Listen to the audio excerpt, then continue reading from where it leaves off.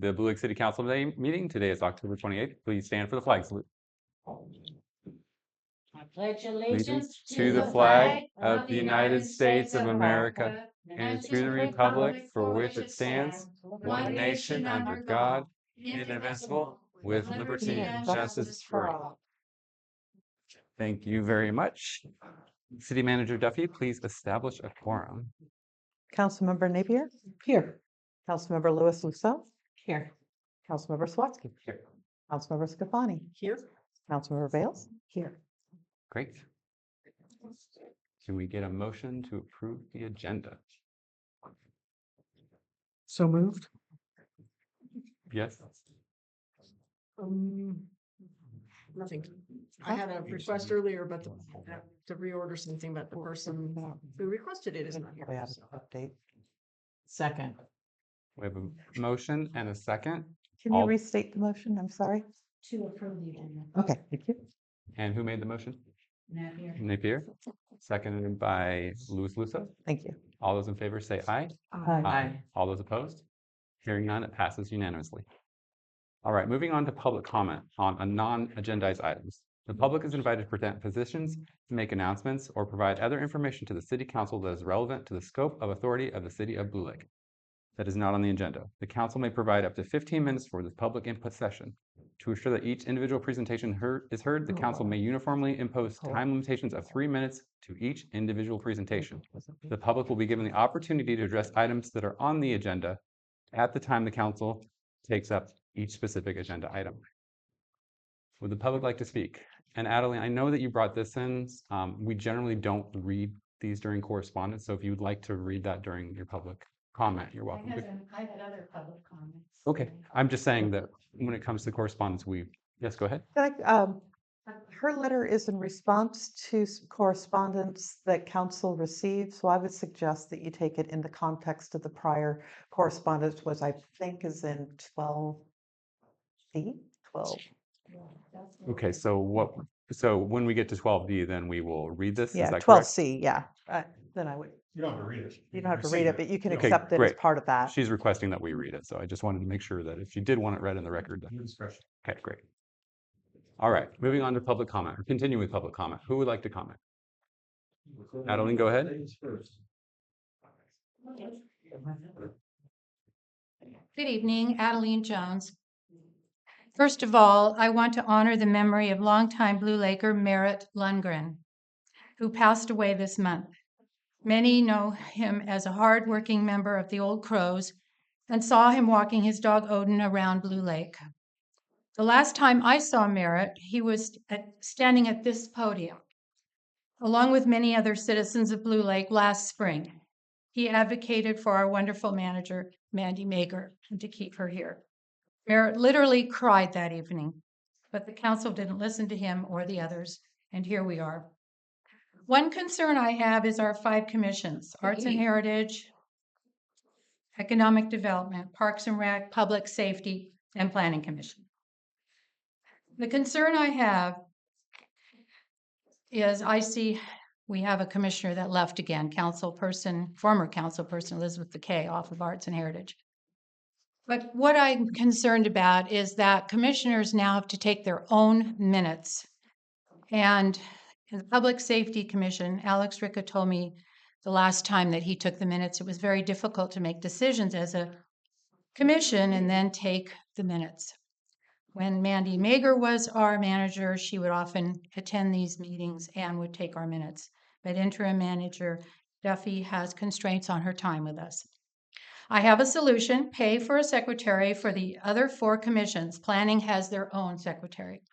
$20 an hour. Meetings are about 2 hours, an extra hour for transcribing the minutes, total 3 hours times $20 each equals $60 a month per meeting, times 4 commissions equals $240 a month. If every council person donated their $50 a month stipend to this, we'd have it covered. As many know, as mayor, I donated my monthly stipend back to the city, to the Parks and Rec department. Finally, some good news. There is an organization in town that is thriving. It's the Blue Lake Chamber of Commerce. At our last meeting, we appointed 2 new directors to our board for a total now of 8 directors. We can have as many as 9. In my 45 years with the chamber, it's been a while since we've had this many. Congratulations goes to our wonderful president, Justin Goad, for his excellent leadership. Thank you. Great, thank you. Any other public comment?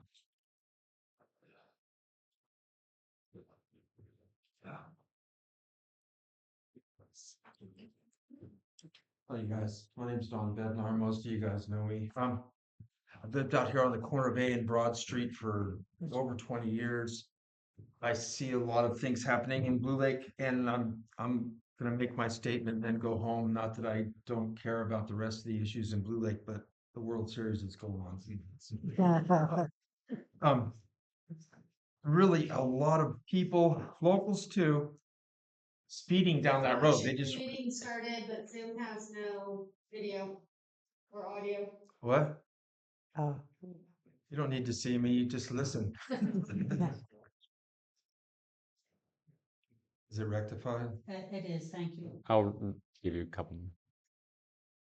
30 more seconds. Go ahead. Okay. Give me 30 more seconds or what? No, I added 30 seconds. Oh, okay. okay. I just want to have a speed bump put in across the street from my place. I hustled around. I talked to almost all the neighbors in our immediate neighborhood for a block or two. Everyone from Vanuku to next door and the Dares, Cash and Melissa. They're all for it too. Having a speed bump put on A Street. You go up here, if you don't recall where A Street is, you turn at the church, go up 2 blocks, there's a stop sign where it crosses with Broad Street. And people, they get busy, I know, and they're not paying attention or they're on their phones or whatever. But they just motor through there, and there's constantly kids going to and from school. When the weather it gets bad, it gets even worse. Okay, when we had peace officers here before Gunderson, they'd always put a peace officer in front of the school in the morning to protect the kids with all the traffic and all the crazy stuff. We don't have that anymore. Speed bumps have kind of become our mainstay to keep the traffic flow, whatever, culpable.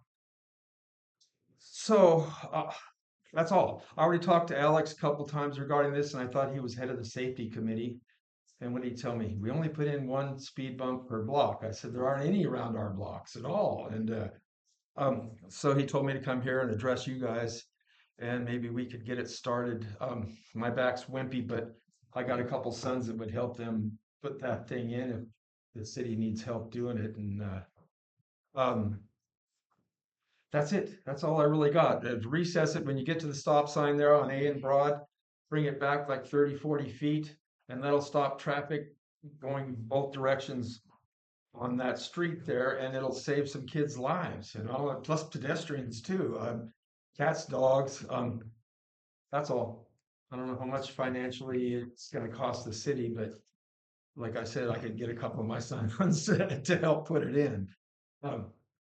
Let me know, or what else do I got to do, Kent or John? Let's keep it. We'll keep it to John. That being said, I'd also go ahead and attend the safety commission meeting and see if you can When is bring that? it forward to them. Adeline, when's your next meeting? Our next meeting is Monday at 7 o'clock, and speed bumps around town is on the agenda. Okay, great. So Monday, 7 o'clock, where do I go? Here? Here. Okay, I'll be here. Great. So will I. Thanks, everybody. Thank you. Good night. Go Blue Jays. Any further public comments? Julie Christie, go ahead.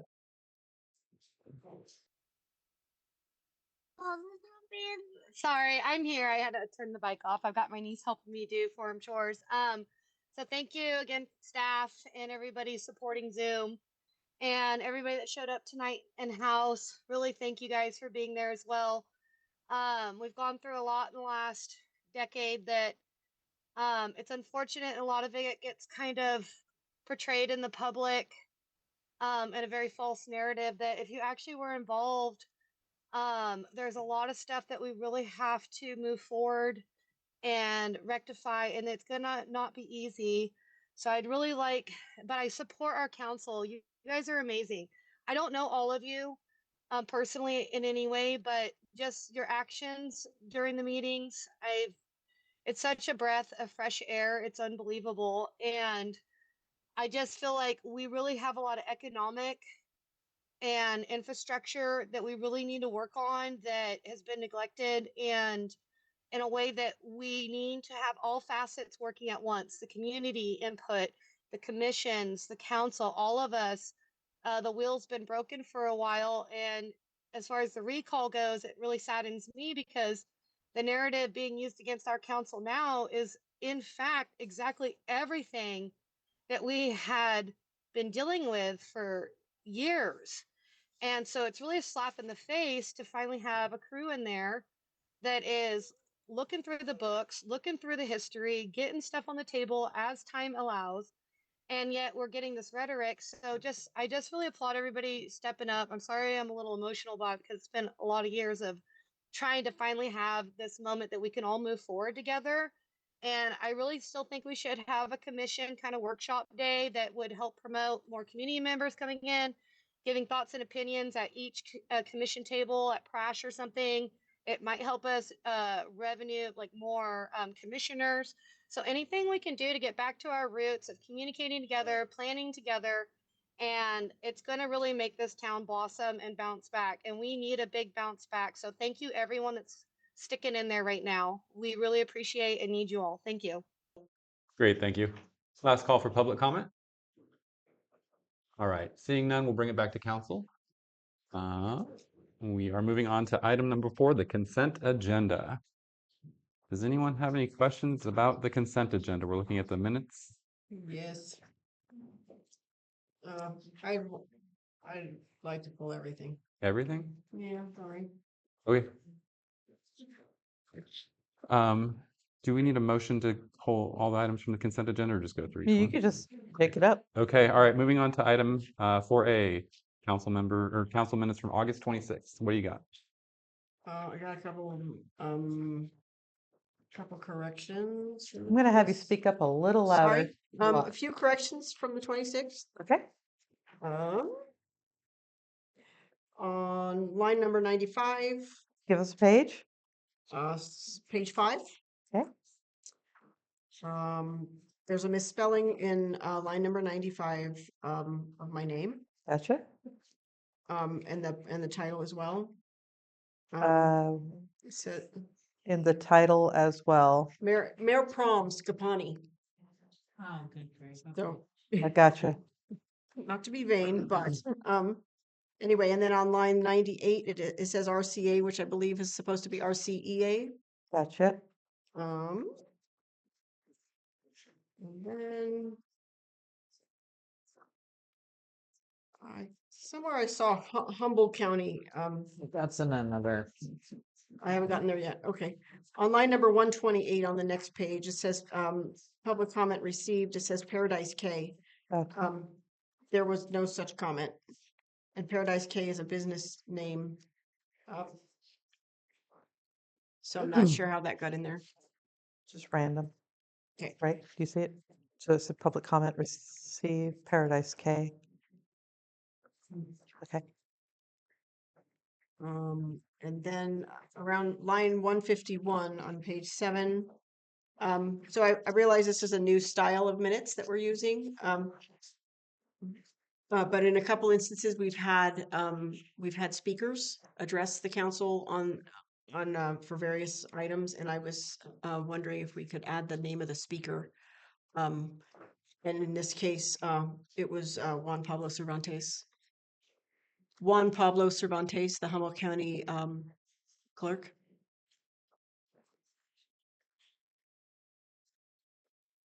Online,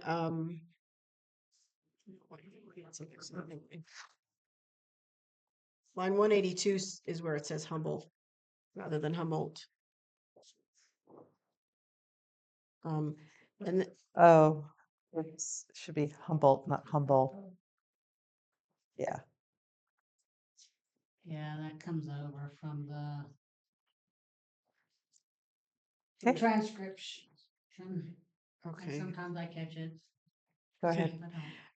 The next line, at the end, I was wondering when we we created an ad hoc committee in this motion, but it doesn't it doesn't state who the ad hoc committee members were. So I wonder if that's something that we could add for just the sake of clarity in the record.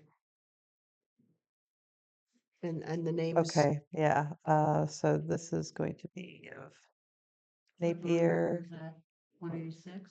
yeah, under 83. It Well, should be it would ad be, hoc committee comprised of Napier and Bales to assist. I'm sorry, what page is this, please? Page 8.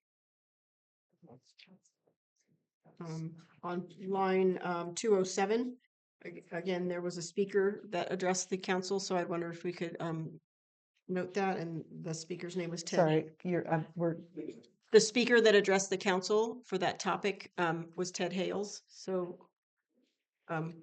okay, I wonder if we could notate the speaker's name. so it was That there was- so it's missing. Yes, correct. It just seems like on the first page, we have all the staff and council members present, but then when we have particular speakers in for particular items, I think it's kind of, it's a little confusing to not have their names mentioned. And that's all I have for that meeting. Thank you. Anybody have anything else before we move on to the next minute?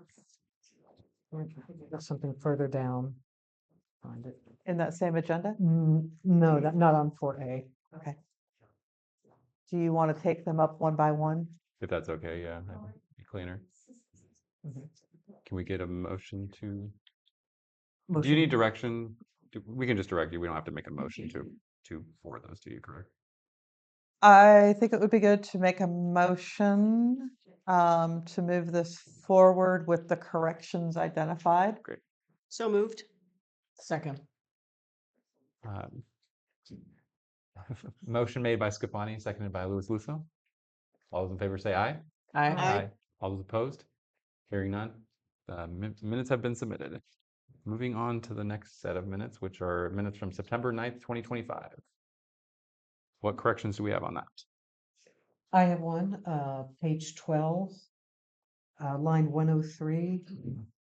Terry, Line can you- 103? Line 103, I think it's the spelling of the last name course. It's not page 12. Sorry, that's think actually it's page on 13. 13, okay, Yeah. sorry. wait a minute. These are not the readers. Okay. Okay. CORSC. CORSE. Correct. For Brian Course and Jennifer Course. And then Julie Christie, I believe, it ends with TIE.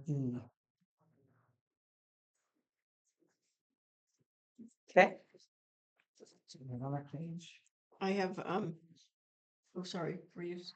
That's all I had on that Okay. page. I'm looking for next. On page 11, line 26, 27, we had guest speakers for that. We had a guest speaker for that topic, and that was Nicole Goldbach, the Humboldt County Elections Manager. And what line was that? It would be 27? 27. And that's the 9 minutes? Correct. September 9th? Correct. Yes. And her last name is spelled Goldbach. Can you spell that again? Goldbach. Thank you. Thank you. Any further corrections on that page? Anyone have any further corrections on this set of minutes? Let me see what I had last. Nope. No? One other item to this one, which was on page 16. Go ahead and have the motion to adjourn. There was a report out at 11:20 p.m. of September 9th, and no final action was taken. Of course, nobody was here, so it was a very silent room. Can we get a motion Yeah. to approve these amended minutes? Close that one. So moved. We have a motion by Napier, Second? second by Scafani. All those in favor say aye. Aye. All those opposed? Hearing none. Forgot to ask, does the public have any amendments they'd like to see to these minutes? Great. All right, moving on to the next set of minutes, September 23rd, 2025. Page 19, line 77, we had speakers from Redwood Coast Energy Authority, Beth Burks, the executive director. And I can't remember if Richard Engel spoke. Rich Engel. Okay, so Richard Engel, and I don't recall his title at the moment. I'm sorry, but I could look it up and get it to you. Okay. Same page, 19, line 88. Same last name, Brian Course. Got it. Thanks.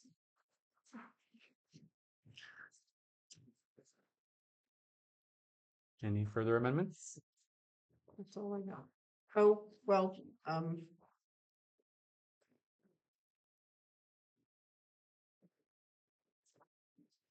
no, I'm sorry, that's it.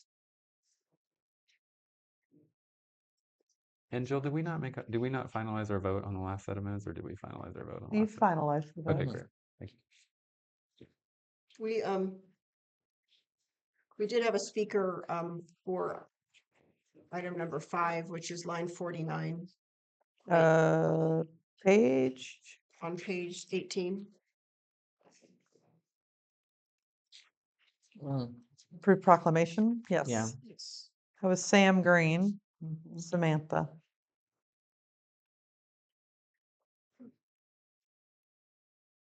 And she was with Humboldt Domestic Violence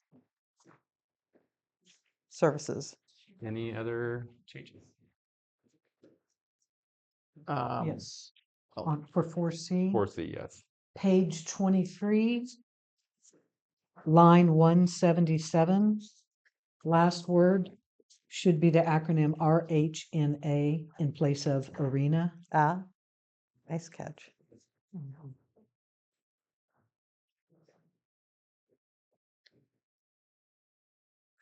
You said that was line 77?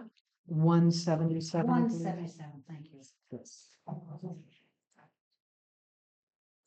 Any further amendments? I would ask that on page 22, around line 54 for city clerk job description, that there be some description of the presentation from the ad hoc committee, Napier and Louis Lusso, regarding the city clerk position job description. And then the rest would follow.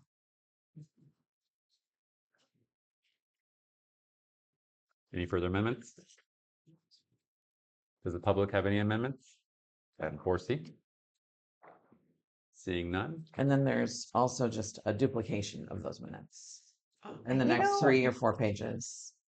Yeah, I felt like I saw something. I got rid of one of them. It's when I'm building the thing, sorry. Mhm. I have to build it at home and then I print them out here. Never the twain shall meet. And as I'm not sure if it would be addressed here, but in the minutes, we do talk about the April 22nd minutes that still have not been And presented yet. Those are still being worked on. I Okay. confirmed that with Laura, that those, we were hoping that that'd be at this meeting, but not That's fine. quite. So those are still outstanding and we are tracking those. Thank you. Great, thank you. Can we get a motion to approve item 4C? So moved. We have a motion by Bayless, Second? second by Scafani. All those in favor say aye. Aye. All those opposed? As amended, is that correct? Correct. Yes, apologies. Public comment? Does the public have comment on those minutes? I did ask earlier, but seeing none. Moving on to item 4D. Monthly disbursements for period September 1st through September 30th, 2025. Does anyone have any amendments or questions for staff? I have a question. And it's on page 34. Check number 13304. I'm sorry. I've got, I don't have a page number on mine. I've got It's my the last, notes. it's the second to Okay. last check on the list. Second to last check for 59,000. That's the one. That's the one. So I was wondering if you could tell us if that check is being paid out of grant funds that have already been received or grant funds that are expected to be received. This will be grant funds that will be received. So this was actually for work that was done back in March, and it was a few weeks ago. Vicky was going back through all of that particular grant in order just to make sure that everything was addressed. And she found that we were missing one invoice from SHN from back in March. So she got that one. That has been paid. Now SHN is going to be able to complete the packet for submittal so that the city can then get reimbursed. So it's basically, we pay it out, we get reimbursed on the back end. And we know that that grant is still Yes, still we are. coming. Yes. Okay, excellent. Thank you. While we're on that page, if I can jump in, that last page, item 13299. So we had a water operator's exam fee. Is that for water or sewer, and did he pass? Um,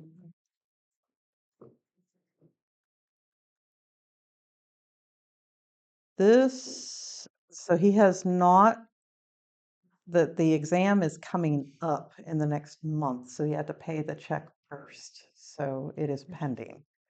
That has been part of the policy of the city to pay the exam fee in advance and until such time that people pass. It's part of your policy, Is right, that- wrong, or indifferent. Is that a written policy or that's just Apparently been that's established? Probably been more of a practice. Okay. Yeah. Not to get too far off track, Mhm. but what would be to sketch out the process for council to amend that? To make a change to that policy and formalize? It would actually be really good for your next city manager to bring forward an entire revision of your personnel policy. A lot of it is outdated. It does not conform with current employment or even Affordable Health Care Act requirements. Thank you. Great. Yeah. Further questions about the statement? Financials? Seeing none, I'll open up to the public for comment or questions. Does anyone have any questions about the checks received and or utilized by the city? Seeing none, we'll bring it back to council for approval of item 4D. So moved. Motion by Scafani, Second? seconded by Louis Lusso. All those in favor say aye. Aye. Aye. All those opposed? Hearing none, it passes. Moving on to item number 5, receive presentation from Humboldt County Division of Health on rabies awareness, information only. Mr. Dolph, please come forward. Yes, Yeah. please.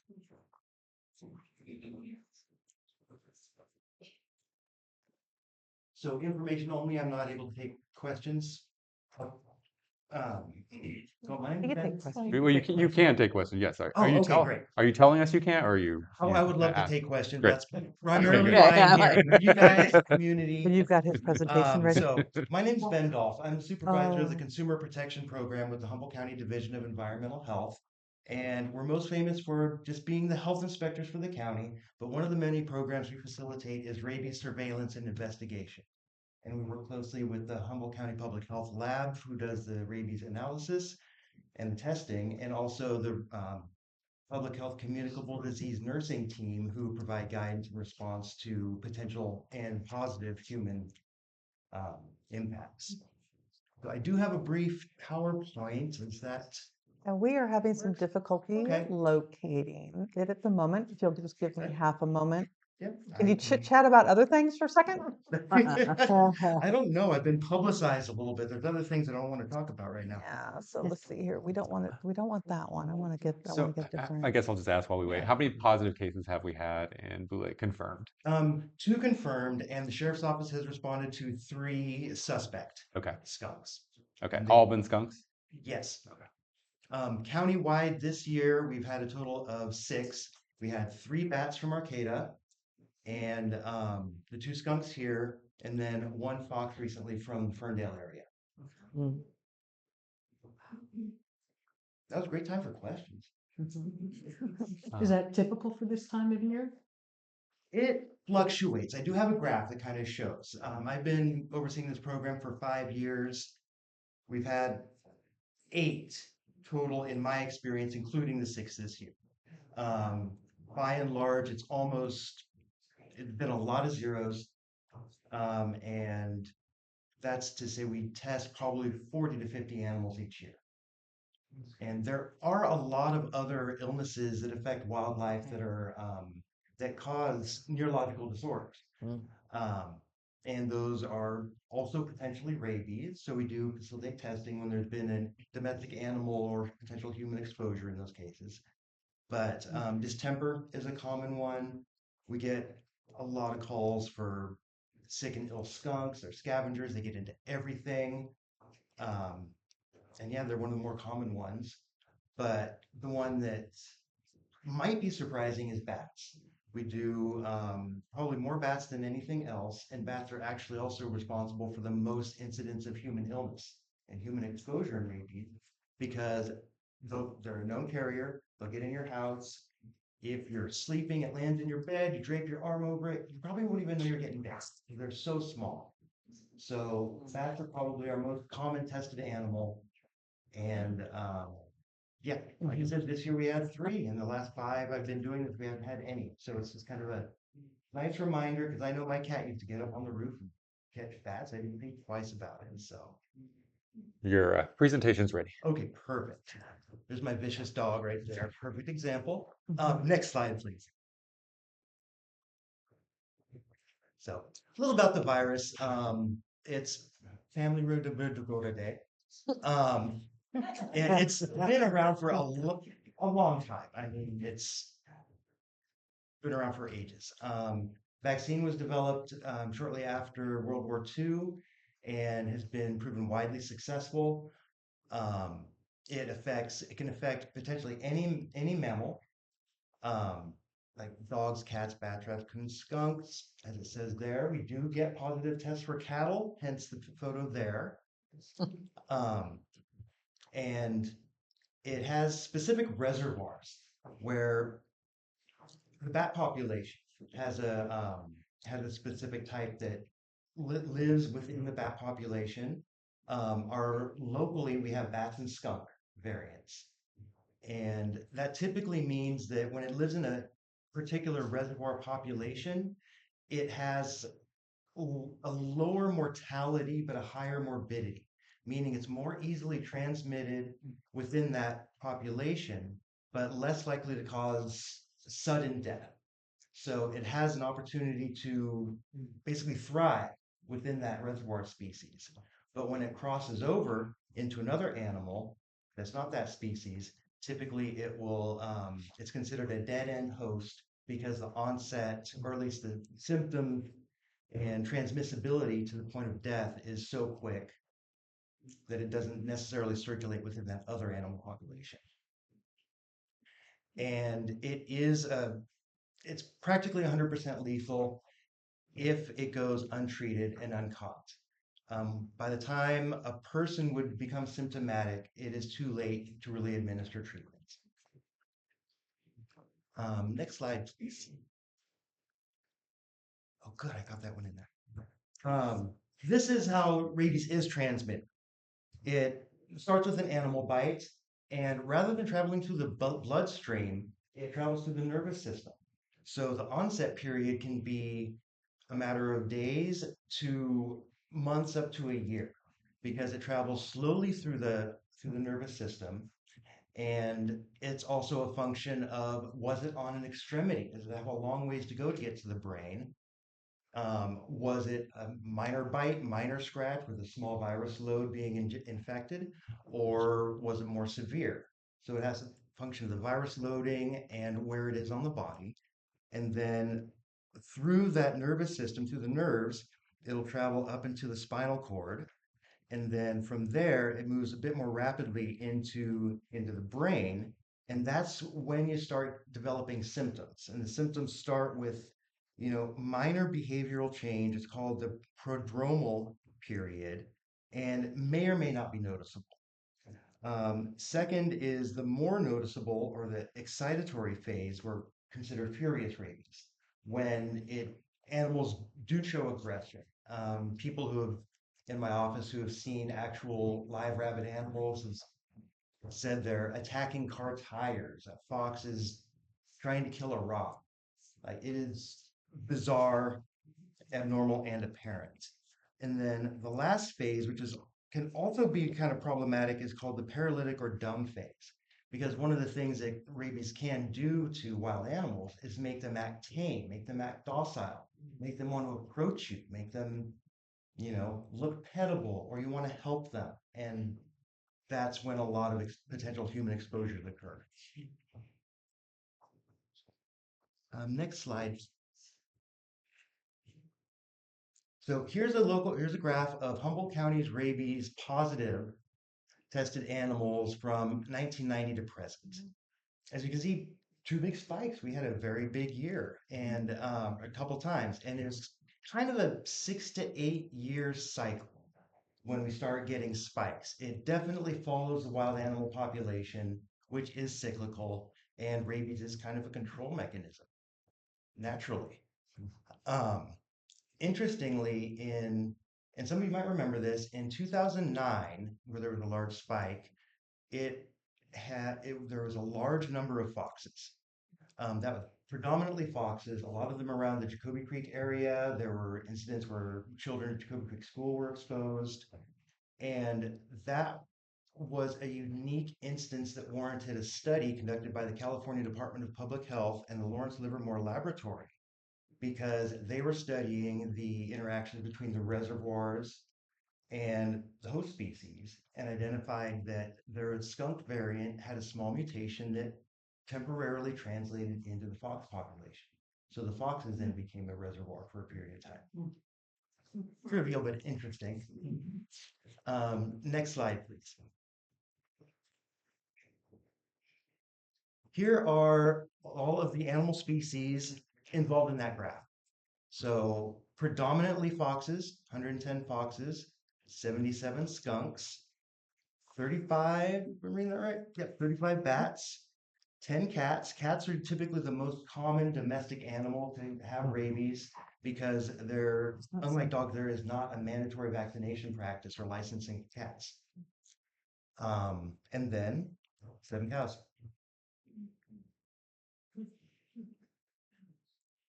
And that's all my slides, but I think the most important takeaways are really avoid contact with wildlife, be conscious if you have a bat in your room, in your house, we are happy to test. There's no charge for our testing. If there's any potential risk for human exposure, we will absolutely test.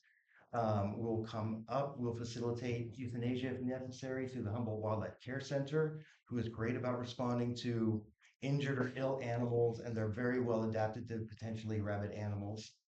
And vaccinate your pets. That is the best way to keep rabies out of your own home, is to make sure your pets are current on rabies vaccination. And it also impacts response if there's been an exposure. If an animal has not been vaccinated and has a potential exposure with wildlife, or a known exposure with wildlife,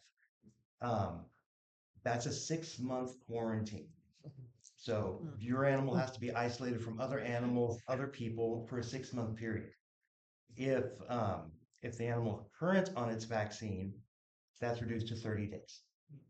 And then as far as the human exposure, if a dog is known, or a cat is known to be current on its vaccine, the quarantine period is as low as 10 days. So if one is an animal suspect, who do we call? You could start with our office. And what's that number? What, I mean, what- Yeah.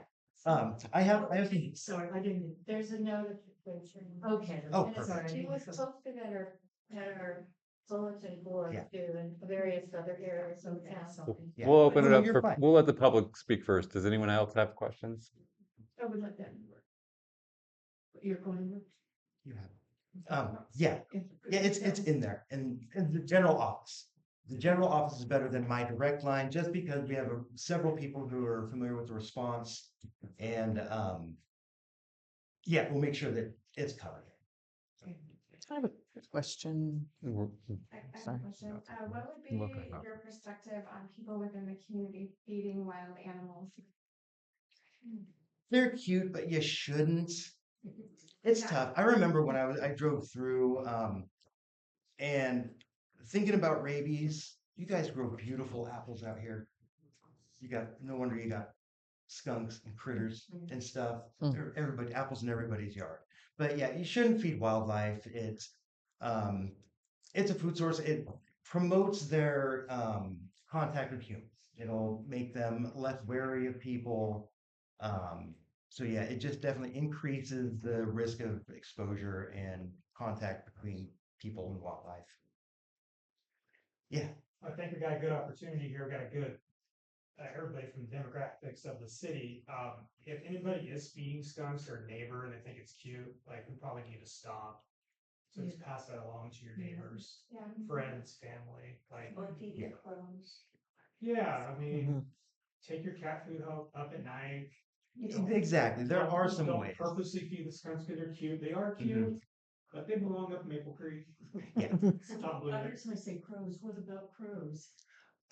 Crows aren't susceptible to rabies, but there's concerns about West Nile virus. We haven't had any instances locally. But yeah, they're corvids and they're loud. I don't know. It's probably a personal thing. But and yeah, my little dog got skunked Sunday night. It's just unpleasant to have him around town. Mhm. Yes. I have a question about bats. Yeah. I live next to Crash Hall and there's a lot of bats in my yard. So if I go out at dusk or dawn, but mostly at dusk, they're, and I have 2 cats. But sometimes when I'm walking out, I'll go out in the evening, for a walk and I'll come back and I'm coming to my door and they're, Mhm. and I'm just wondering, sometimes I think, oh, what if one got caught in my hair or, so what's You- the bats to humans type interaction likelihood? Cause I don't know, I'm not vaccinated. Yeah, I know. I know it's interesting that people aren't, but if you come in with contact with the bat, if you call our office, we will test it just for that 100% certainty. Test the bat, Yes. but what if I don't catch the bat? I mean, this is Oh, never, I've okay. been there. Then we would refer you to our communicable disease nursing team. I mean, we're not trained medical professionals. Sure. We'll handle the animal, but we let the trained professionals handle the medical advice. Okay, so call you and say, this happened, and then Yeah. if that were to, or somebody. Yeah, and the most often call we have for bats is I found one in my house or I found it in my bedroom, and we will just test out of They'll just come precaution. and get it. Yeah, we will respond directly to animals that have already been deceased. We refer live critters to Humboldt Wildlife Care Center, who works closely with us to help perform or facilitate euthanasia and get the testing completed. Anyone on Zoom wish to ask a question? All right, let's go ahead and bring it to council for questions. Oh, We have looks a like hand up. Julie's got. Julie, go ahead. Yeah, John, thank you. Not so much a question, but just like reinforcing the statements that were given by a presenter. Like there's a lot of other stuff that's like cruising around these wild animals like distemper and parvo and lepto and West Nile that really just our community and the bear influx that we have too coming in and doing, getting really desensitized to being around humans. So, just really practicing good stewardship of our, chicken feed, cat food, dog food, our garbage, just anything that's an attractant. And to keep our community aware, we've got our 299 community watch page. Like there's a few pages for Blue Lake that if somebody obviously immediately get a hold of the health department, if somebody sees an animal that's exhibiting like unnatural characteristics, but to also inform the community because in my opinion, as a farmer and outdoors woman my entire life, like 3 cases in Blue Lake was in the time frame and the zoning was very alarming to me. So I do appreciate the manager bringing this to our attention. I appreciate the health department being in here tonight and having this discussion because I do understand this comes in waves sometimes given certain environmental factors, but as fish and game is concerned, if you trap like say a fox in your chicken coop, they literally, if you give it to them, they're going to go dispatch that animal because of all the different pathogens that they can potentially carry. So it is something that, if you actually want to save their life, don't feed them and don't give them stuff that's going to attract them to then and become a nuisance. So you're actually helping them out by not helping them out is what I'm saying. So thank you. And keep in touch with everybody if we do have any issues with this, because it is kind of a little sketchy and alarming to me. Thank you. Great, thank you. All right, let's bring it back to council. Yeah. Pat, do you have a question? I do. So if you had a bat population and you were to test it like random sample survey, would it be likely if there was rabies present that it would be detected, or a population of bats, some could have it, some could not? I honestly don't know statistically if you grab 100 bats, how many would likely have rabies. I mean, we don't really do surveillance because there's only one way to test an animal if it has rabies, and that's to physically examine its brain matter. So they don't usually live through that. Okay. Michelle? I think you answered my question, but if you were to find, let's say, a dead bat, Mhm. you don't know like how or why, would you recommend calling here to have somebody pick it up to do a test, or Not just assume? necessarily. Okay, It's great. unfortunately an unfunded program, so we do Okay. limit it to when there's been a potential exposure primarily. Gotcha. Or if there's a uptick, we might do a little bit more random sampling. I think 2 of the bats that came from Humboldt Wildlife Care Center, they called us. There hadn't been any direct human exposure, but they noted that they were unusually aggressive. Hmm, So we were kind of like, hey, let's I see. check those out. And they turned out to be positive. Okay, thank you. Would you recommend any handling techniques if you do find a dead wild animal? What should Glove up. Rabies is only transmissible through contact with mucus and getting it below your skin Okay. into your, contact with your nervous system. Yeah, saliva, mucous membranes, and brain matter. But it would need to penetrate the skin. But you would want to be cautious if you have a hangnail. I mean, there's always that potential where just a small break in the skin could potentially be infectious. So you'd want to use gloves, or contact somebody. But when we get a lot of calls, I found a dead skunk in my yard. It's like, well, okay, put on gloves, don't touch its mouth, and bag it up, and it is legal to dispose of them in garbage. Or we recommend burying 2 feet underground. Any questions? You have a question? I was just gonna say, this is a good reminder, the rabies awareness reminder that's in our packet, and I'm wondering if that can be posted to our website or other It's places. been posted to the website. Perfect. It's also been posted around town. We did that 2 weeks ago. Is that about Like right that. when Great. we were having a lot of back and forth? Yeah. Awesome, thank you. If you ever have a hotspot that starts occurring in Humboldt County, do you ever could we ever set up like a rabies vaccination booth for pets that haven't been vaccinated? Because sometimes it's hard to get in there once you're aware that it's becomes an issue. Potentially. I mean, the vaccination clinics are coordinated by the vets. Okay. The Humboldt Del Norte Veterinary Association did hold 4 vaccination events during the summer, and they typically do them during the summer. Okay. So those 4 passed, but when they are announced, we help with broadcasting them to news releases, and they issue a news release typically too. Great, thank you. And I do want to note that earlier in the summer, you did have an increase.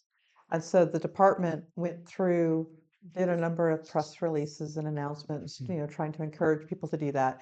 Because there were a couple of other incidents, here in Blue Lake, that's why we asked if Ben could come out and give another presentation, even though the department kind of felt like, well, we've already done the awareness part, but we thought this would be a good opportunity to bring him in to present to council and again, elevate that awareness level. So Thank you. Yeah, and we're always able and willing to do that. Last Right. call for questions. I'm sorry, go ahead. No, I just said we enjoy it. Last call for questions. Thank you very much for coming. Absolutely. Appreciate Thank it. you. Chair Thank Swatsky, you. thank Thank you. you. Moving on to item number 6, schedule a special meeting, schedule a special city council meeting. City staff, would you like to fill us in on this, or is it pretty self-explanatory? yeah, at the time that I was putting together this agenda item, in particular for agenda item number 7, and then later for the fiscal year budget, we were still waiting for information to come forth. And I figured we'll just have a little safety net. If I didn't need this agenda item, then I would dispense with it. But we do need to have this meeting. So I'm looking to have all of you pull up your calendars so we can discuss when we can have a secondary agenda item, or excuse me, a secondary meeting with council. We have a few different items in addition to the couple that will need to get continued to those meetings. I am aware that one council member is expected to be out of town, so we might need to work around that. I'd also look to Ryan as to her ability to attend via teleconference. I'm a little unclear about some of what are the requirements are now. The state is amending some of their Brown Act requirements that are effective January, and so now that's what's locked in my head. So that's really what we're looking for you. And you like to keep them to the Tuesday at 6:30 typically. So I'm looking to you guys to give us some sense of availability. Do you need, like, are we expecting that we'll be ready to proceed with these items in 2 weeks? Mhm. May I first clarify with Ryan? Yes. Okay, council member out of town can. Great, For the reasons you provided me, yes, that would be permissible. thank you. I will be out of town through November 12th, starting this Friday. And I have a HWMA meeting on the 13th. I'll make it happen. I'm sorry? I'll make it happen, whatever we Okay. choose. And I will be out of town November 13th and 14th. Possibly that Monday, but that 13th. Can't really hear you. I'm Oh, sorry. I said I will be out of town November 13th and 14th. Okay. Can I suggest that we look at the 18th of November? And Elise, will you be here? Yeah. I will be on travel that day, travel back. You travel, for some reason I thought you were returning on the 14th. I come back on the 18th. Okay. Thank you. Late. So the 12th won't work because, or would the 12th work for you, Michelle? I'll be traveling. You'll be traveling on the 12th?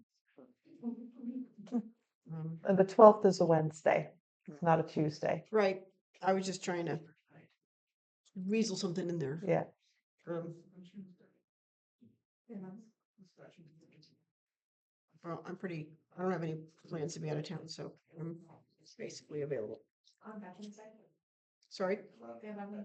Yes, Oh, Veterans Day. yeah, that would be bad. Well, and we'd have 2 people not here on the 11th anyway. Right? Mhm. Wait, who else is out on the 11th?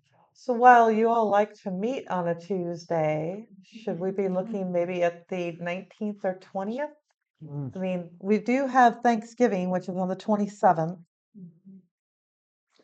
And your regular meeting is going to be on the 25th. mhm. I'd say yes on the 19th, but if we need to do this Thursday, as much as we don't like to do that, I don't know if you have any availability or if there's anybody doesn't, but if there's anything that we can get off of our slate this week, that would be ideal. Oh, for this Thursday, we're not going to be able to turn things around by this Thursday. That would be nice, but no. The 19th would work for me. How do you turn this on? Did it?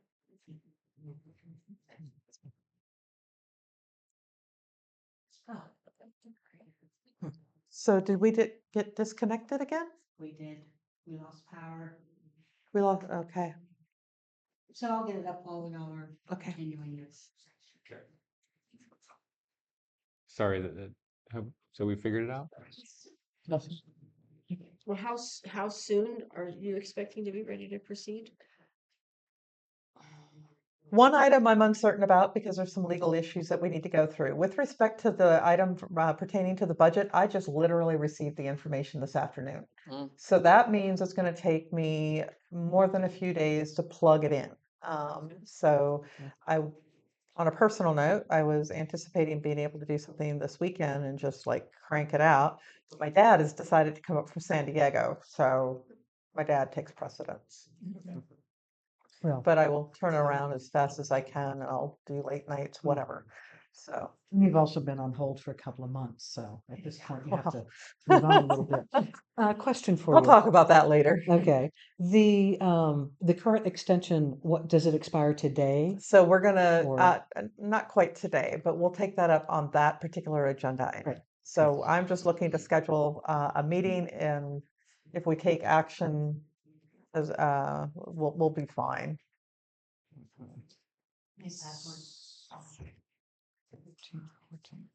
You guys got it? I can do the 19th. Okay. Yeah. 19th? I can do that. 19th? Can you do the 19th? It's not a Tuesday, it's a Wednesday, but Okay, that's fine. Okay. I'm Wait, don't not they opposed Okay, to it. that's Oh, yeah. full 3 weeks away. I mean, it's not ideal. Mhm. Yeah, It's I was all just trying to connected figure to out the if phones. if there was any way to finagle it sooner. Does the public wish to comment on the next meeting date being a Wednesday or being the 19th of November?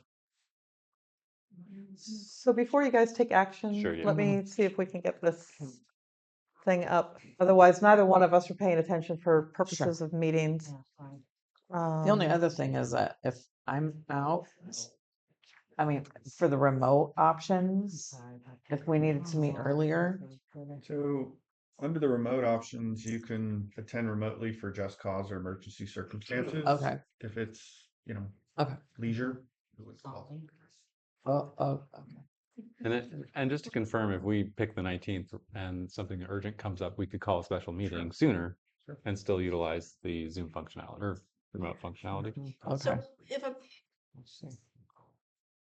a council member, even if they can't participate in vote, but they can be on Zoom and be observing the meeting. They can observe as a member of the public, yeah. Okay. It looks like the only other option would be Monday the 10th. I'll still be out. That's where I did. Thank you. The chamber needs to. This Friday. Can you meet another night? Oh, yeah, but she's gonna be out of time, yeah. 31st. I'd like to suggest that you all make an investment into your systems here. Yeah. We would love to. Happy. Yeah. I think it was one of our suggestions. Okay. You guys start a little earlier too than 6:30, tends to be daylight savings by November something, right? Start at 5:30 or right after work. I have suggested. 5:30. No. 6. No. You can be here all night. It's hard for some folks to go immediately I from would go work ahead and to a start meeting and taking then sit here notes, for several hours. So physically, because we're not, I don't know yet. Do we We're not? gonna let this be, Okay. because this is gonna suck up too much time, I think. So for purposes of the notes, did you guys land on a tentative date? I think the 19th, Okay, so which we're is a looking Wednesday. at Wednesday, the 19th. And what time? I'm regular time would be preferred, probably. I mean, I can meet as early as 5:30 if necessary. It's just not ideal.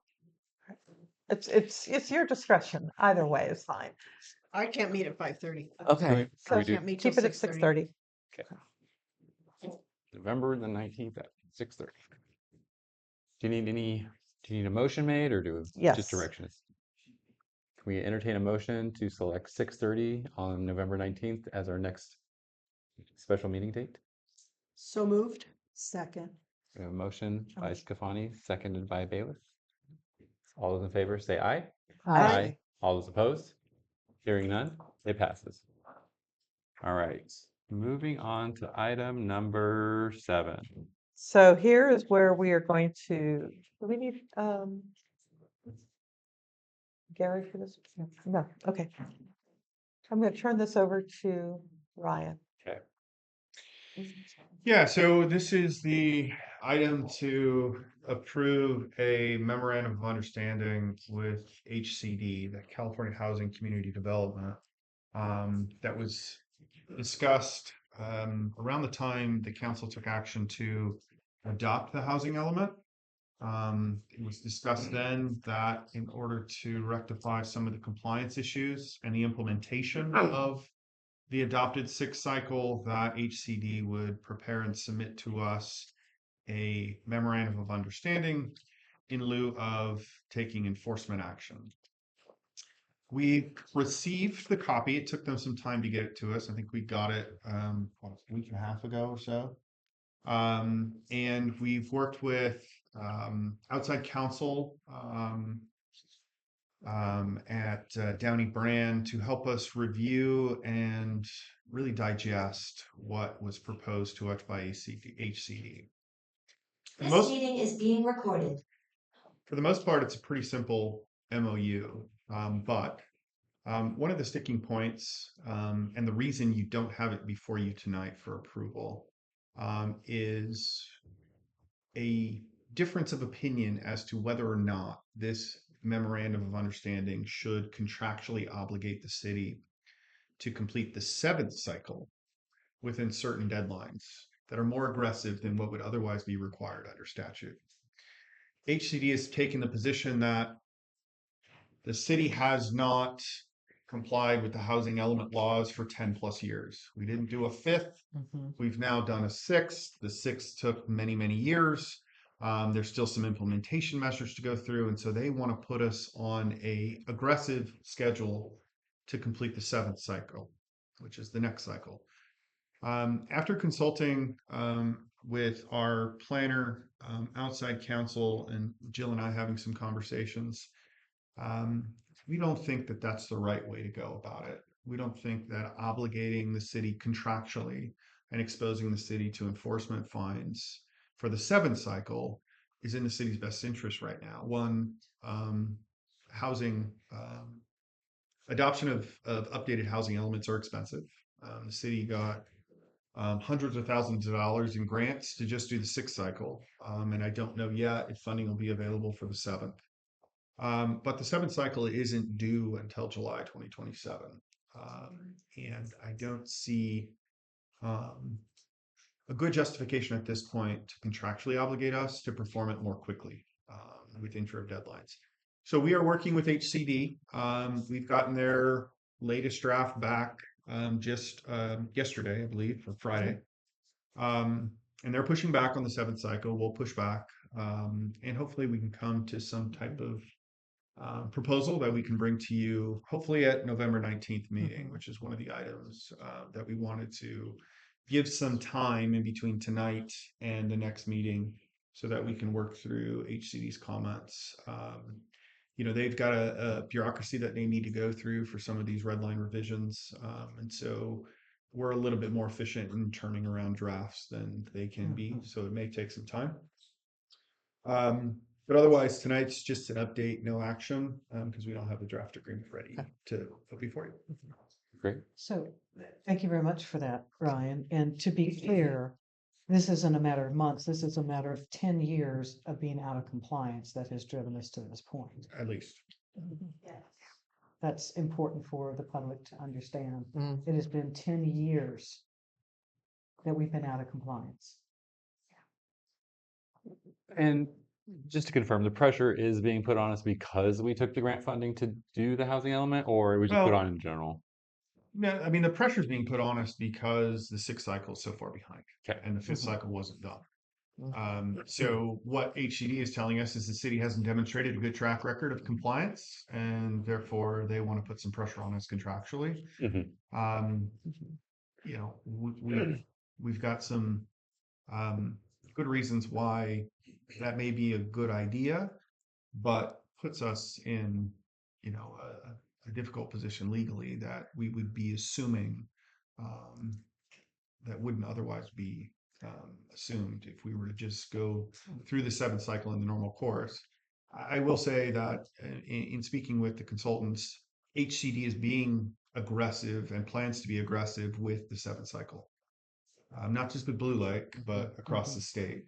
And so it is in our best interest to internally have our own calendar and benchmarks and milestones that we want to complete and put the budget resources to the seventh cycle.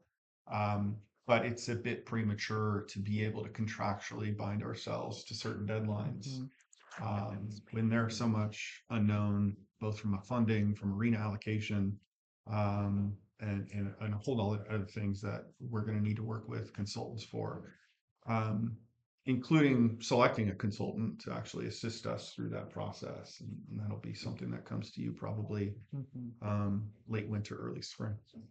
And just to confirm, Ryan, they stated they didn't have a lot of funding to help us with the 7th cycle. It'd be all on us. Isn't that Yeah. kind of what they were saying? That's one of the things that we brought up with them. I mean, I was a little surprised in our interactions at how aggressive they have been, which really spoke to a level of frustration with the city that I certainly was not expecting. As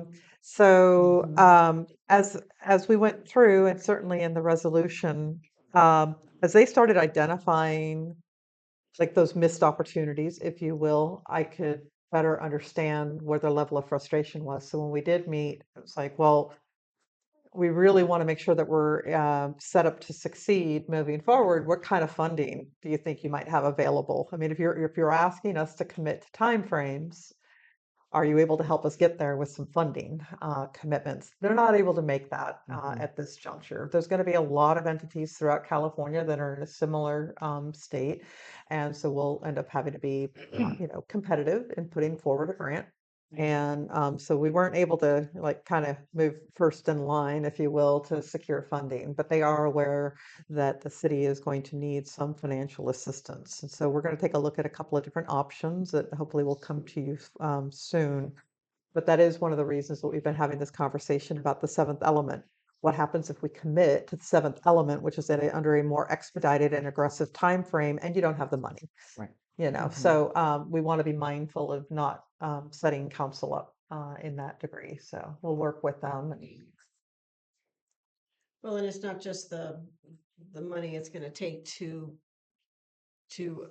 work through the housing element update. It's also the money, other infrastructure improvements that we're committed to performing once we've adopted the housing element. I understand we've recently committed ourselves to a $500,000 improvement to our sewer system by passing the 6th cycle housing element. So, and I don't know what might come forward with the 7th, but it's substantial. Right. Just out of curiosity, what were their sticking points previously, timeline-wise, that they were frustrated about? HCD said they were frustrated with the city because of our. Starting with the fact that you didn't adopt the 5th housing element. And then there were a series of notices, and that's in this resolution, which you are not to sign tonight. Great. That'll be the one that remains blank. And it just walks through all the different timeframes and the noticing of when HCD provided notice to the city of where they were. And so it's not a singular incident. It's been an iteration over years. Great. Would it be your recommendation when we look at our budget now and like 5 years, 10 years out, as we're trying to cash forward, that perhaps some strategic planning with staff as we look at what would the cost be, what's the potential cost without funding, and then how we might be able to do that over time? So that would be one item. Any other suggestions on prepping for that? Not at this time. Thank you. Yeah. Any further questions from council on this item? No. Seeing none, I'm going to go ahead and open up for the public for comment. Does anyone wish to comment on this item? Let's go ahead, Scott. Thank you. Scott Frazier, Blue Lake Boulevard. I'd like to commend the council and your staff for taking serious consideration of these fiscal impacts. I think there have been too many times in the last 3 or 4 years that I've attended meetings that was not given the kind of serious consideration I see tonight. So thank you for looking at the fiscal impacts of accepting a contract that you might not be obligated to sign. Thank you. Any further comments? All right, seeing none, I'll go ahead and open up to Zoom. Julie, go ahead. Yes, good evening again, council. I really concur with Scott's prior comment. I also feel that in listening to other dialogue from other cities as they're dealing with their housing elements throughout the years, and especially like currently, even at HCOG, there was a lot going on with bringing in a representative from the state about allocations that are going to be hitting Humboldt this next year. And I feel that really given the stats that, there's over like 122 cities like alone in like Southern California are small like us. They're part of the Association of Governments and they're not in compliance because they can't do it. And they're starting to and like charter cities seem like they have a little bit more of a leeway. They've actually had some legal action that's actually like protected them a little bit because like Elise said, our infrastructure is like huge and just I understand we need housing. Everybody does. But we've got to do it in a way that it is quality of living and cutting people short without having that. So I think we might actually get some support from our other local cities in the way that even Natalie Arroyo brought this up. Like we kind of, yeah, it's hard to like be a voice when everything's happening, but we really should actually come together as a community of Humboldt and other regions. And, it can't be just like this broad umbrella for the entire state. That's unrealistic. And just as much as it might not get us anywhere, it really is unrealistic to have this broad umbrella of these mandates. And I don't feel like anybody in our community was ever against moving forward with our housing element. It was the process of how it was being presented that really slowed it down. And so I think right now we have good advice from our staff, and I think our council had great dialogue that I just appreciate having this discussion. Thank you. Thank you very much. Last call for public comment. All right, bring it back to council. Jill, sorry, you said we're just moving on. Oh, 'cause- so there's no action that's needed other than continuing this. We'll just say continue it just in case we're not ready by the November meeting, but we'll continue this item to a future meeting. Great. And just to confirm, we do not need a Yeah, motion to continue. I We don't just- need a motion for Great. that. Okay. Moving on to item number 8, introduce and consider adopting urgency ordinance number 548, 2025, authorizing the city council to act as a planning commission when a quorum cannot be obtained. Staff, would you like to fill us in on this one? So this is actually going to be a tag team effort, if you will. And I'm going to start by saying that there have been a couple of items that have come. I'm going to have you come up to the podium. There have been a couple of items that have been coming to the Planning Commission, and because you've had a fair quorum of 3, there have been a couple of items that have either not been able to be acted on in the case of a variance because a planning commissioner had a conflict of interest by virtue of how close they lived in proximity to the project. So obviously this is now posing a critical mass problem. This evening we received another notice of resignation from Jason, is it Kath? Shay? Okay.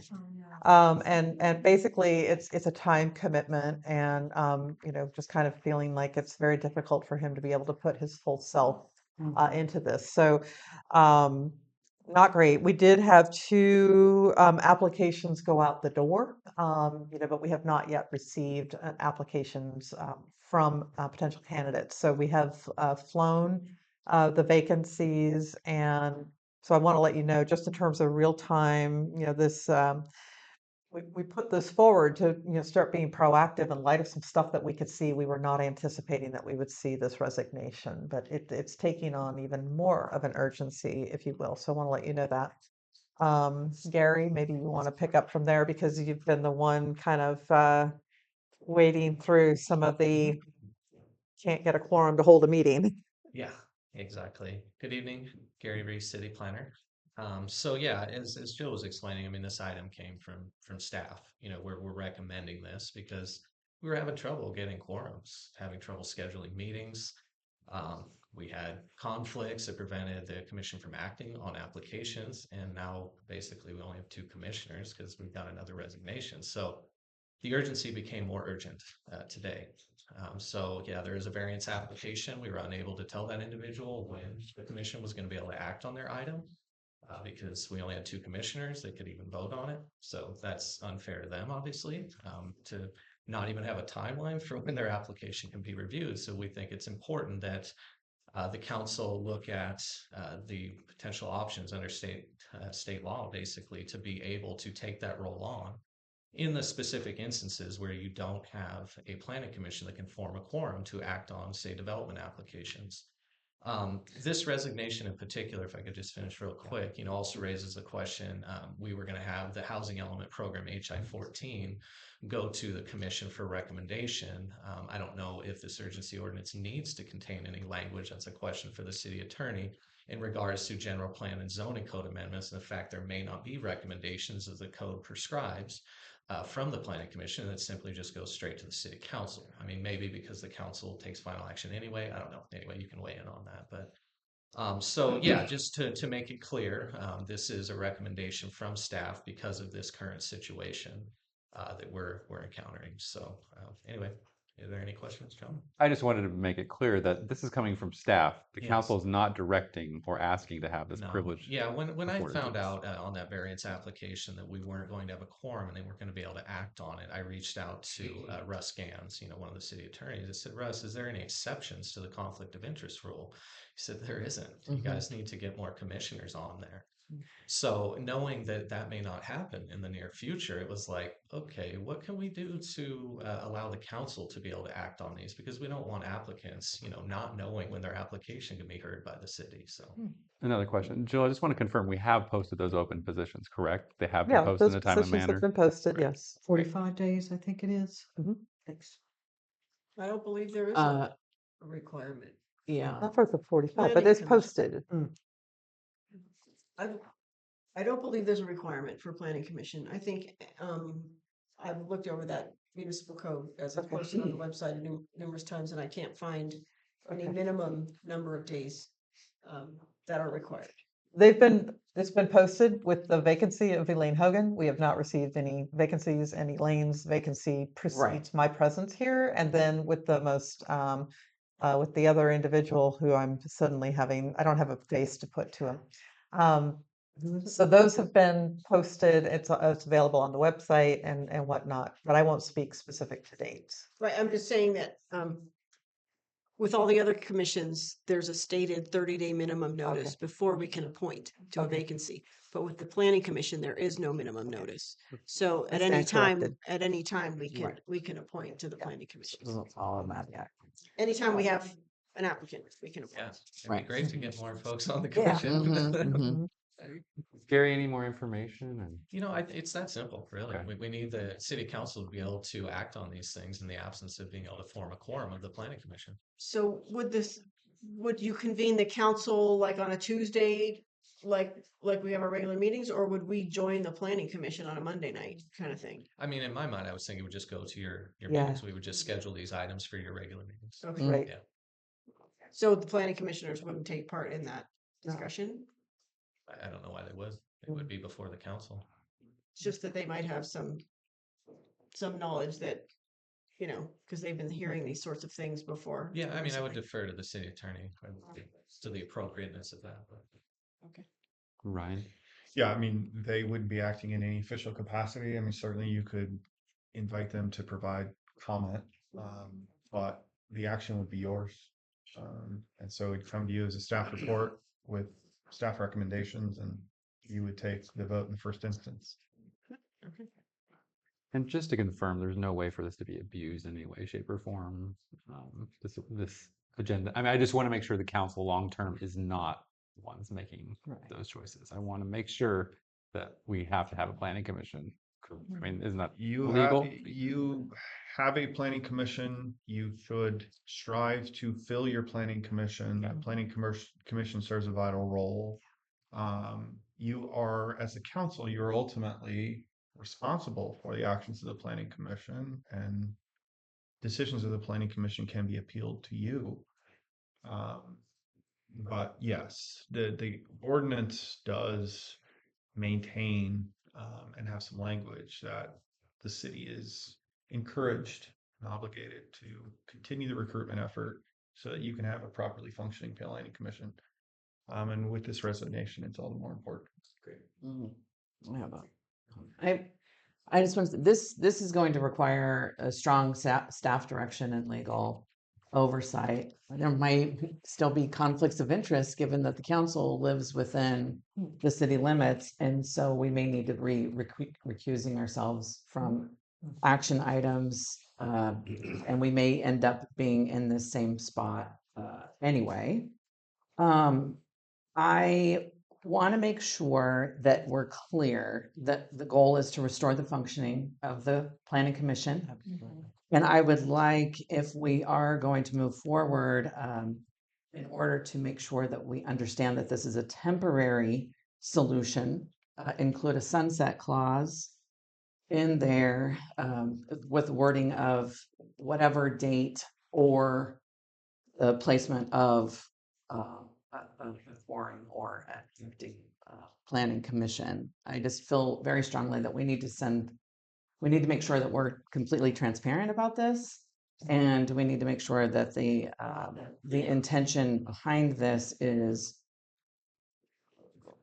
has nothing to do with anything but trying to be able to get back to a whole planning commission process and Yeah. following all of the same protocols, all of the same rules. And like I said, because we do live within the city limits, there may be some of those same conflicts of interest and recusals and et cetera. But And Ryan, at this point, there is no One a deadline date for when this would certain or end, I don't total time. believe. And the idea, Whichever honestly, comes there's a lot of first. jurisdictions that have it in their code that at any time the council at can any either time. fill this function. I Okay. would recommend that's what Blue Lake does. So you're feeling like Yeah. it would be like rather than a temporary thing, it would be something that would be a standard if such time Yeah. comes along that we have this problem. It's an urgency now because I we need to see. take care of it now, and we need Okay. to be able to act on these items. But ultimately, we would recommend that this be a permanent thing, and many jurisdictions have that mechanism. The state law does allow that because similar situations may come up in the future, Mhm. and we would have to, do another urgency ordinance. So I think it would be Yeah. good to have it be permanently in the code that in the specific instances where a planning commission quorum cannot be obtained for whatever reason, that the council would be able to act on those items. Gary, And we're- this- Sorry. Oh, no, I'm just apologetic. Go ahead. wanted to make sure, Yeah. I mean, that the staff understanding that there's an increased workload in addition to an increased length of meeting, probably for this, just make sure that before we Yeah. just make sure. Don't want to put any added stuff onto the already taxed staffing situation, so. Just like a scenario I thought of, like, could I potentially sit here and deny applicants from the planning commission and keep the planning commission on ice, so to speak, and just have the city council continue to run? That'd be a concern of mine. That's like, You mean if the council wanted to just act on everything and not even have a commission? Is yeah, that I mean, the situation you're essentially that could be referring to, abused or- like that, and I want to make sure that Yeah, but couldn't that be. is not what's being proposed No, here. I know. Yeah. I just want to make sure that that couldn't be done. Is there a way I that mean, we? I believe That's a good jurisdictions design. can do that if they want, but that's not even close to what we're No, I proposing know here. that's not what you're proposing, but I want to make Yeah, sure yeah. that in the language that can't Yeah. happen. Well, so the planning commission is established by the council Okay. in our municipal code and is a subsidiary body to the council. Again, it's ultimately the council's delegation of certain powers and authorities to the planning commission that gives it its life and function. If you wanted to revisit, and I'm not suggesting you are, but if you wanted to revisit the elimination of a planning commission, that would be something that we need to look into.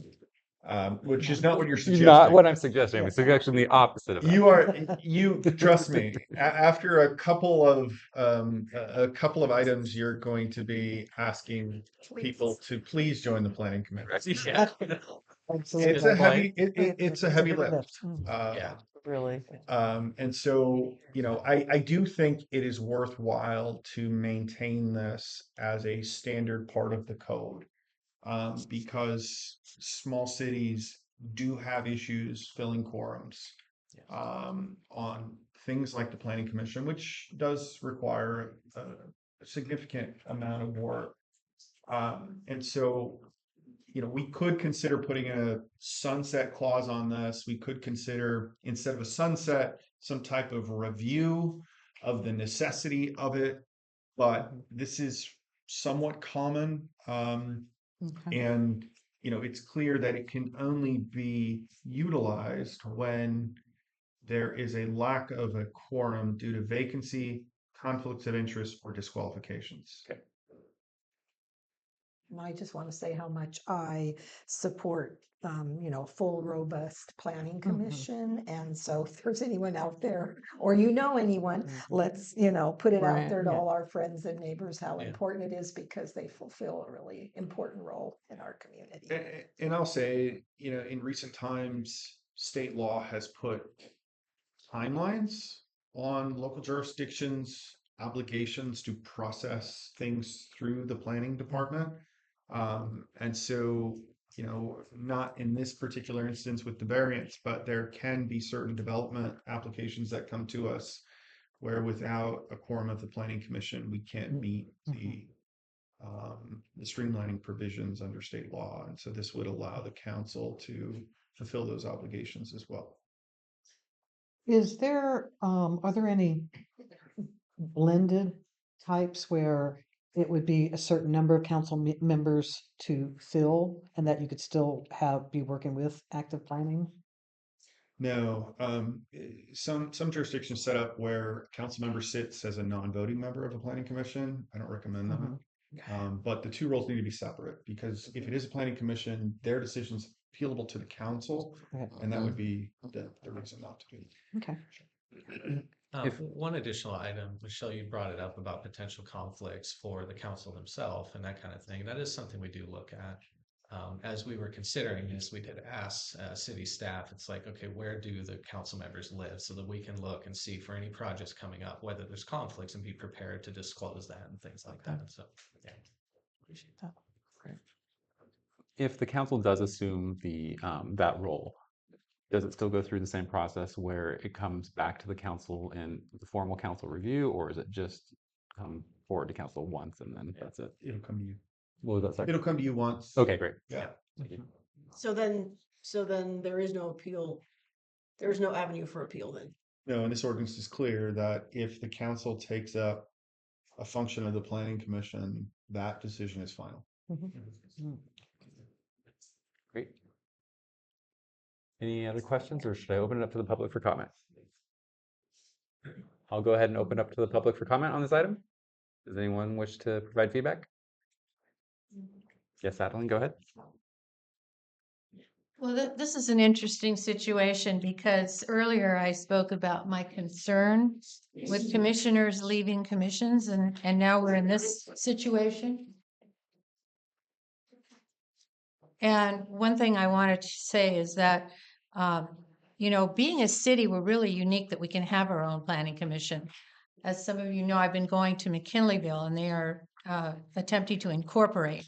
And one of the things that a district like McKinleyville cannot have is their own planning commission. So that makes us unique, and that makes us important. And the planning commission is one of those areas where it's very difficult to find people because you don't make a lot of friends. Sometimes you have to decide on people's property or what they want to do to their property, and it makes for a very difficult situation. Elaine Hogan was one of our best planning commissioners. I'm sorry when she left. And again, my concern is there's a lot of feelings among some of our commissioners. I don't know exactly why. Luckily, our Public Safety Commission right now is a full, robust 5-member group, but there's other commissions I've been very concerned about. So yes, we need people to step forward. It's not just coming to meetings, but it's also please step forward and find your way into helping city government function. Thank you. Any further public comment? Yes, go ahead. Scott Frazier, Blue Leg. I'm here to support the council this evening. As several of you are no doubt aware, there's been a lot of misinformation flying attached to emails recently. And there's obvious good reasons for this urgency ordinance.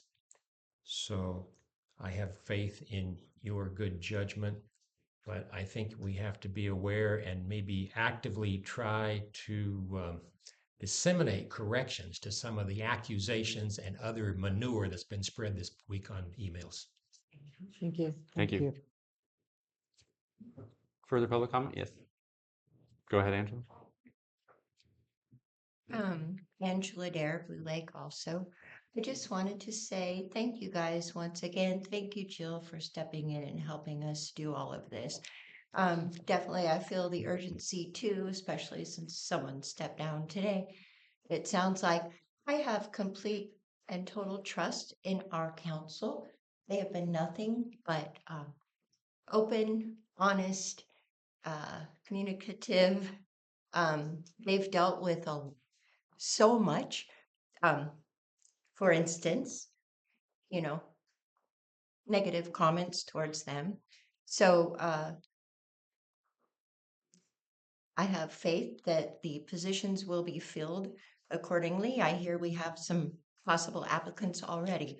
So I would move forward and you guys take the positions until we could fill the other positions.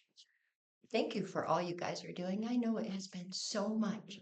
It's been so much just being in the audience. I applaud you. Thank you. I hate to please. Further public comment? Seeing none, Julie Christie, go ahead. Yep. Thank you, Angela. Beautiful words. I really concur. And Scott, definitely amen on your sentiments. I do want to just point out again, being like, trying to just be vigilant throughout our whole county because we're just one small aspect of a huger community. So that's why I always bring in like just kind of the outside view in. But other municipalities, it's very common that they'll have something set up like this because it's very important to actually have this ordinance. And I think we should have actually had it sooner than later because we actually were missing out on a lot of planning commissions like 23, early 24. We were missing a lot of planning commissions, and that was we had a really great, I think, team all along. Like right now, Court Pryor, I think he's been doing a really great job. I watched last planning commission. Wasn't able to be on Zoom, but I was able to watch it later. And I think we've actually got a really cool team, and I think we are doing good to move forward with continuing to have a really awesome planning commission. I don't think that's in jeopardy at all whatsoever, but it comes down to the reality check that sometimes we might have to have something on the table sooner than later. And you guys as council can always decide to postpone it even further for more information and to refer back to staff and all that and town halls or whatever we need to do. And that's where I really feel confident with moving forward with this ordinance because I have faith in you guys that if the public says we want a town hall, the public says we want information, council members say we want more information, we'll get it. And that's not been an option in the past. So definitely, I think this is a smooth move. And I don't think there'll be any conflict of interest. Honestly, it's something we should have done already. So thank you for doing it tonight. Thank you very much. All right, last call for public comment. Seeing none, we will bring it back to council for consideration. It's a roll call vote as well. Can I just ask that as part of the motion, we indicate that the ordinance would be both introduced and adopted tonight and read by title only. So we can avoid having to read the whole ordinance out loud. There's no, sorry, go ahead. You go ahead, Kev. I was going to make a motion. Councilmember Nick. Currently, there is no sunset in this ordinance, correct? But it sounds like something that we really need to have in place for the just in case, because it could happen again. Okay. That's my understanding, right? And that's a recommendation from our city planner. And multiple people, I think that that's reasonable, as long as all the same protocols are in place and there's no concerns about loss of transparency or proper process.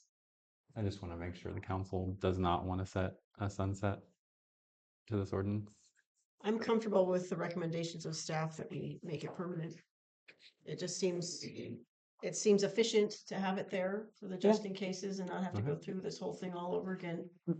Just in case, the next time we have a full planning commission, but they all live in the same neighborhood and they all have to recuse themselves from a variance request, and we'd have to go through this whole thing all over again. Yeah.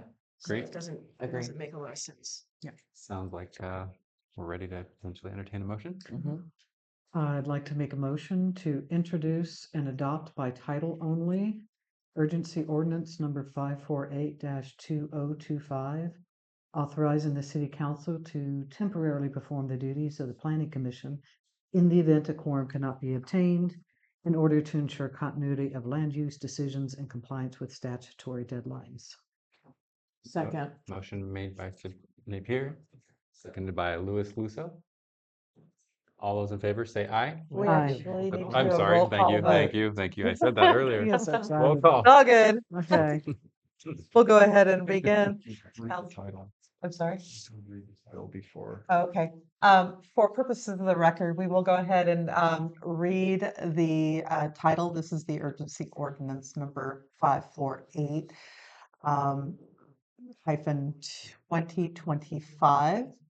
An urgency ordinance of the City Council of the City of Blue Lake temporarily authorizing the City Council to act as the Planning Commission when the commission lacks a quorum. Thank you. Roll call. Now I get to go. Councilmember Napier, Aye. Lusso Lewis, Aye. backwards. Sawatsky, Aye. Stefan, Aye. and Bales. Aye. Motion passes unanimously. Thank you all very much. Thank you. John, Thank you you, can Ryan, sign that particular Oh, that's document. great. Before we Thank- move on, and before we move on and everybody bails out, I just wanted to share, pertaining to this item, some of us saw the email that was disseminated, some of us didn't perhaps, but I'm really glad that there's some newer faces in the audience tonight, that folks decided to come down tonight to see for themselves what we're discussing, how we're discussing it, and what kind of consideration we put into our decisions. I wish there were more people that would come and see for themselves and not take the word of others mischaracterizing what's happening in this room and the intentions of the people sitting at this table. There's been a tremendous amount of damage done by those mischaracterizations and assumptions and passage of information from person to person. So I applaud all of you for coming tonight and seeing for yourselves and being responsible about how we share information. Thank you. Thank you. Moving on to item number 9, Fire Risk Management Services, Yeah. FRMS, Special Assignment Fee. Discuss and provide direction on payment options. This is a fun one. Yeah. Very painful, but here we are. So, just as a little bit of background, the city is a member of a joint powers authority called the Fire Risk Management Services. And my phone thinks I'm talking to her. And in March of 2017, the Blue Lake City Council entered into a joint powers agreement with an entity at that time that was called the Fire Districts Association of California Employment Benefit Authority. And the authority at that time was providing health coverage, insurance coverage for employees, primarily of fire districts. And about that time, they decided to expand and offer it to municipal entities. It was a self-funded insurance entity. And in I think, by and large, it functioned, fairly well. And at their meeting on May 23rd of 2023, the Blue Lake City Council approved a resolution, which basically was approving an amended and restated joint powers authority to the newly named Fire Risk Management Services. So basically, it was the same entity. They changed their name and they went through and had that joint powers authority restated, and it also provided council an opportunity to withdraw at that time should they choose. There were a couple things that were really important in that amended and restated joint powers agreement.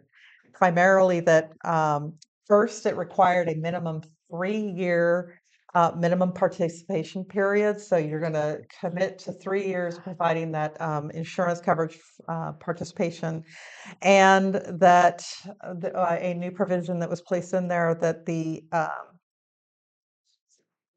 fire risk management Services could impose an assessment in order to collect fees because they're self-funded. If they were running in a deficit, they could claw back the money from their members, if you will.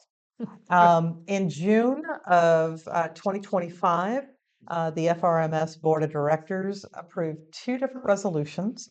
One was to impose special assessments for fiscal year or calendar year, actually, 24 and 25 for the medical benefits program because the fund was basically $11 million in arrear. And so they looked out to all of their members, the cities who participated. So here on the North Coast, it was the city of Blue Lake and the city of Ferndale, in addition to multiple fire districts throughout the state of California.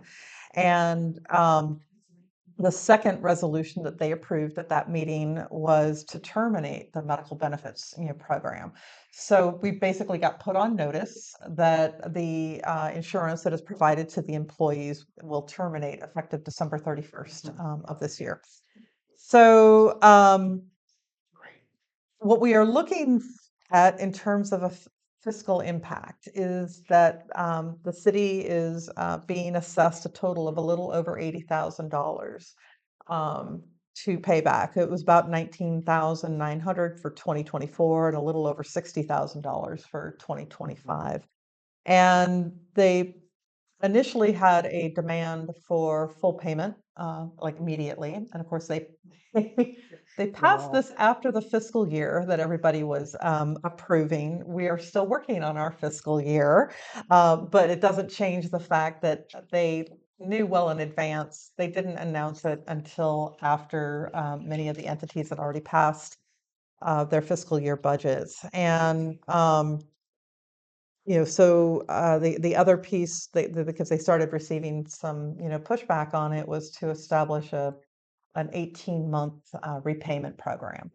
So one of the things that I want to make sure that folks know is the city did receive notice, but you've had a lot of transitional changes, and I will simply say.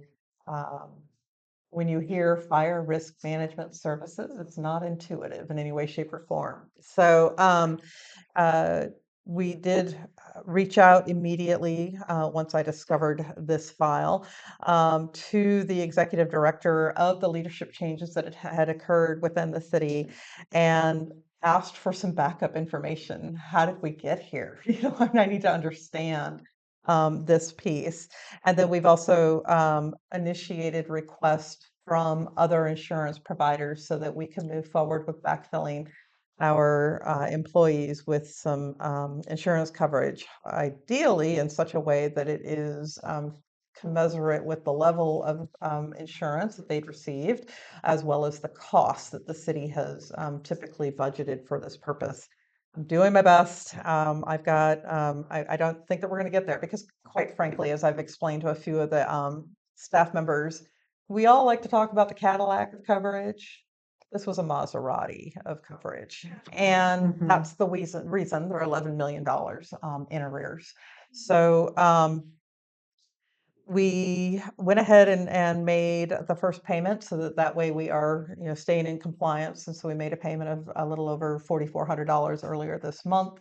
But my recommendation is that we move forward with an 18-month repayment schedule because we simply don't have the cash flow to pay off $80,000 in one fell swoop. By doing it over a period of 18 months, we're also able to straddle 2 fiscal years so we can minimize, the pain to the city. This is not something that was expected. We're going to have to be taking this up as the budgetary ad hoc committee for the payment. And I am working on securing additional insurance coverage that will come back to you guys, for action on that front. So I'm not here to talk about that this evening. I'm wondering if Ryan might have anything else to add. It's a pretty robust report that you have. But we do have this letter, and so I've prepared a letter for signature by the mayor, basically, letting them know that we're going to pay this under protest, and we expect that if they go through their process and they identify that, oh, actually it's less than $11 million, then we make sure that we're able to capture, what that balance is, in a prorated way like they've got set forward. Is there anything else that you would want to jump through?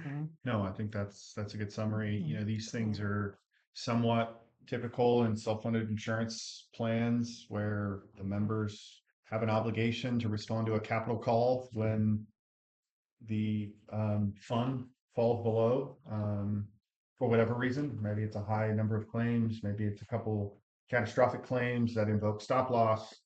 Um, maybe it's mismanagement of claims. You just never know. But it's clear that recently this wasn't a very healthy fund. And so as a member of this JPA, we have a contractual obligation to pay the assessment. I think the protests that we're making are appropriate. And we can continue to monitor their board's review and attempts to fund the shortfall to ensure that if the city is owed a proportional reimbursement for this capital call, that we take advantage of it. And I would add one thing. I mean, I'm really hopeful that as council members, you will all continue to be involved with, public service or even nonprofit service, as well as members in the community. Note to self, when you are looking at self-insurance pools, you need to do a regular review of the claims. I think if the claim information had been circulated in a timely manner, maybe some of the, red flags starting to go up could have allowed, and it's not just the city of Blue Lake, it's all the members. I want to be really clear. It's all the members felt blindsided, by this. And so it's more of that engagement that's necessary when we are looking at these kinds of pools. And so moving forward, take this experience and apply it to the future. I wonder if it would have made a difference since this was, the council accepted these new changes back in May of 2023. Now we're not even 3 years later. By that time, it was a 3-year clause, a 3-year minimum participation. So you're kind of locked down already. Correct. And I guess I don't know if this is a question for you or for Ryan. But what could have been done to to prevent having gotten into this contract where it sort of has this detonation trigger at the end? I don't know. This fund was requiring, it appears, all of its members to meet minimum term so that it had sufficient members to be able to support the claim. And that's not unusual. It's always an evaluation when you're going through a self-funded medical plan, as opposed to a general liability, which we have with CIRA. The continuing increase in the cost of healthcare, For sure. to this point where some of these become unsustainable. And some employers are getting away from their own self-funded plans for that very reason. And so, as we approach a new carrier for health insurance, some of the bigger, more stable insurers are probably your best bet. Self-funded plan, you've got to self-fund it. And right now, we're making up for, I don't know what our claims were during the policy period, but they're assessing this on a proportional basis. And so this unfortunately is our share. Question? And so you're saying that this is for a joint powers authority, it's common that all the members are vulnerable to this sort of a clawback. For a self-funded insurance JPA, yes. Mhm. For most joint powers, HWMA, other things, it's more of a service with reciprocal benefits for being a member. Here, they're funding claims, and they need to have a guarantee that there'll be sufficient funds in order to pay the claims. So, So Right. unless you're going with a different type of an insurance, carrier, you're always going to be vulnerable to that. Unless you're going to a premium-based typical insurer like your Anthems. If you create your own self-funded plan, or if you join a pool of self-funded plans, you've got to fund it. And that may be, if the premiums are estimated and ultimately turn out to be insufficient, the members have to make up that difference. Two questions. I looked back at the agenda item from 2023. There was no legal review on this. Never seen it before. Is that standard? Not recommended. Not recommended? Okay. I just Okay. asked that. I'd like to see all contracts. Great. And So- then you said this, sorry, one more question. Yeah. And then you said this was the Maserati plan. Is that what? I just wanted to. As I'm going through and I am trying to find comparable insurance plans, Mhm. there's nothing on the market that will touch it. Great. It's pretty And I'm hearing that from, other providers as well. They're just like, this was a pretty amazing plan. It's kind of no wonder they had losses that they did. So, And Mayor Sawatsky, to your point on legal review, I mean, this is a pretty standard self-funded JPA. Okay. I don't think, other than, hey, council, if you agree to this, there may be a situation where you get a bill because the plan can't fund its own liabilities. I mean, this is what you'd expect with a self-funded insurance pool, Okay. JPA. Michelle, any questions? Oh, I'm just Okay. kind of abstaining. All right. Do we go ahead and open up the public then if we have no other questions for staff? Does the public wish to comment on this item? Yes, go ahead. Yeah, I mean, Come. this is. Would you mind coming up to the mic? Yeah, I'm just wondering, so this sounds like the plan was kind of high risk-ish. I couldn't speak to. Yeah, I'm just wondering what the advantage was to having this plan versus. Jeff, can you answer I actually can't speak to any of that. I went back and tried to find some, information. The staff report at the time was pretty light. I didn't find any analyses or any other comparables, so I can't speak to what information was presented. I wouldn't expect you to remember, but so Yeah, yeah. I was just curious. I mean, unfortunately, these are like some of the risk that are involved with things. It's just these are painful. It's a painful way to discover where we're at. Great. Brian, go ahead. Yeah, how many staff members are we currently insuring?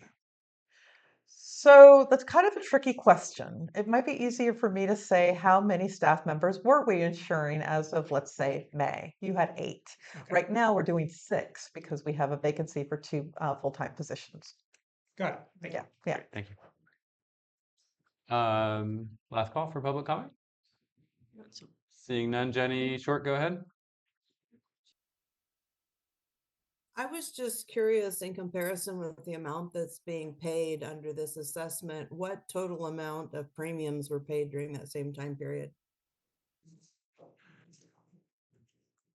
That's a good question. And to be honest, I've got too many numbers floating through my head. 'Cause I've been looking at a number of the insurance, some comparable plans. I'm not going to be able to get there right now. Page 54, I don't know if it's what you're looking for, but on page 54 is provided by FRMS. It shows gross contributions of Blue Lake for 2024 as $184,911. That would be about right. Okay. Yeah, thank you. Nice.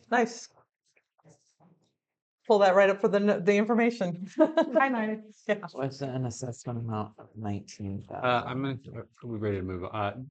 Julie Christie, go ahead. Yep, thank you guys again. I really appreciate on this agenda item, especially to just have that little bit of response back from staff. That's totally warranted. Going back to previewing when this actually was brought forward in 23, you know, I just feel like it was more of a discussion then, more or less than an action item. We didn't really, I mean, it'd be great if staff could look back. I mean, maybe they were able to and actually find where there was a fiscal impact within that agenda item that actually would have projected this, and that would have been obviously caught, to be honest, and discussed at that point in time had it been available. But we're kind of where we're at, and I agree with the conversation that you guys had on the table earlier and how you want to move forward. But I just feel like there was it was a little bit misunderstood, I think, originally too, and not really discussed in a way that we would look at other options and whatnot. And I know stuff evolved since then, having that coverage and but yeah, just to keep forward with anything that's coming at us, always to have that fiscal impact in the agenda item really helps just clarify stuff for us in decision making. Thank you. All right. I Last, just, do I, you mind if I finish up with public? sorry. I'm just going to finish up with public really fast and bring it back to. Sure, sure. Last call for public comment. Seeing none, let's bring it back to council for discussion. Go ahead. I just wanted to make note, I think that there's been a lot of comments made about our the amount of money we're spending on legal in the last few months, criticisms, I should say. And I'm glad to have Ryan at the table and wish that Ryan was at the table the night we decided to sign this thing. Because maybe some of that overview and recommendations could have led to a different outcome. So even though legal is expensive, I think it's money well spent. I think that that we're gaining very valuable wisdom and guidance going forward, and hopefully going to make the right decisions with some of that information. Thank you. Thanks. Yes. Yeah, thanks to both of you, Jill and Ryan, for this. And I really love that under protest. Whether it gets anywhere or not, I appreciate the sentiment on that. And it kind of brings me to a question again on policy, whether it's just written policy or fiscal policy, or if it is something that we'd have an ordinance that, that there would be a process for contract review. It seems like quickly we could find ourselves in trouble if we don't avail ourselves of some of the expertise, such as legal. Do you have any suggestions or thoughts on that for policy and or ordinance?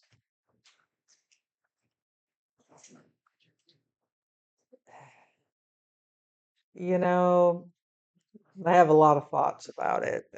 What the question is how I want to organize my thoughts on it. I think as a matter of good practice, when you have an item which is an ordinance or a resolution or an MOU or an agreement, it is always prudent to have your general counsel put their eyes on it. They're going to be able to take a look as whether or not it is consistent with state law. Is it, doing its best to protect, you, their client?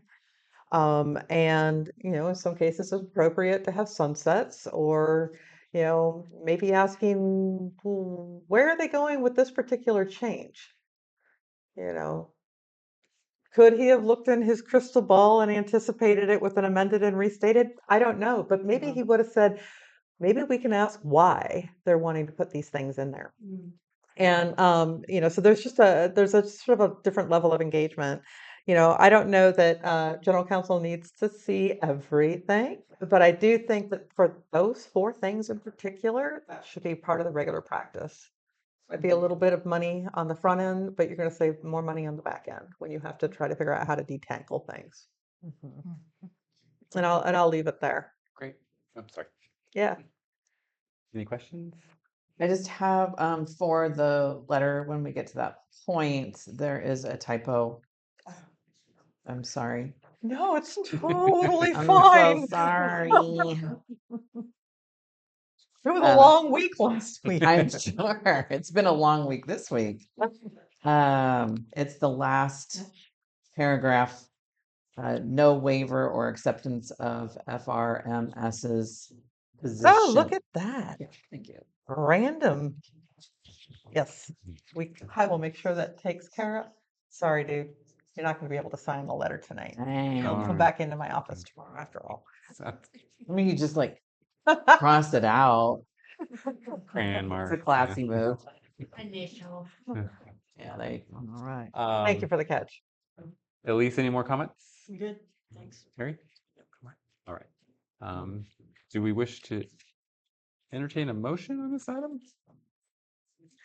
We do need a motion. Oh, yeah, we need a motion because basically, we basically want to confirm the 18-month installment payment and then authorizing the mayor to send off this formal letter of protest. And we will make a correction. Great. Shame.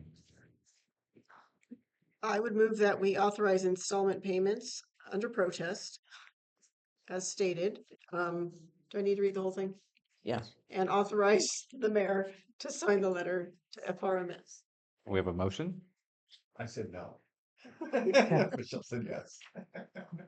Sorry, well, what's happening here? Okay, What's happening? okay. Okay. We have a motion by Elise Capani. Do we have a second? Second. Seconded by Michelle Lewis Lusso. All those in favor say aye. Aye. All those opposed?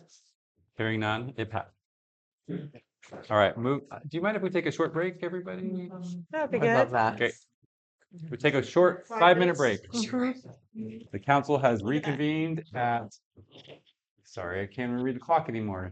8:38. I go to bed at 8 o'clock now, just so you guys know. All right, let's start. Moving on to item number 10, receive presentation and request from Karina Green to address Powers Creek flooding concerns. I'm gonna give you each one of these, and this kind of just summarizes what everything I'm gonna cover, and then you can make notes on it. Thank you. Just because, I'll give this to General. Thank you. Very risk. 20.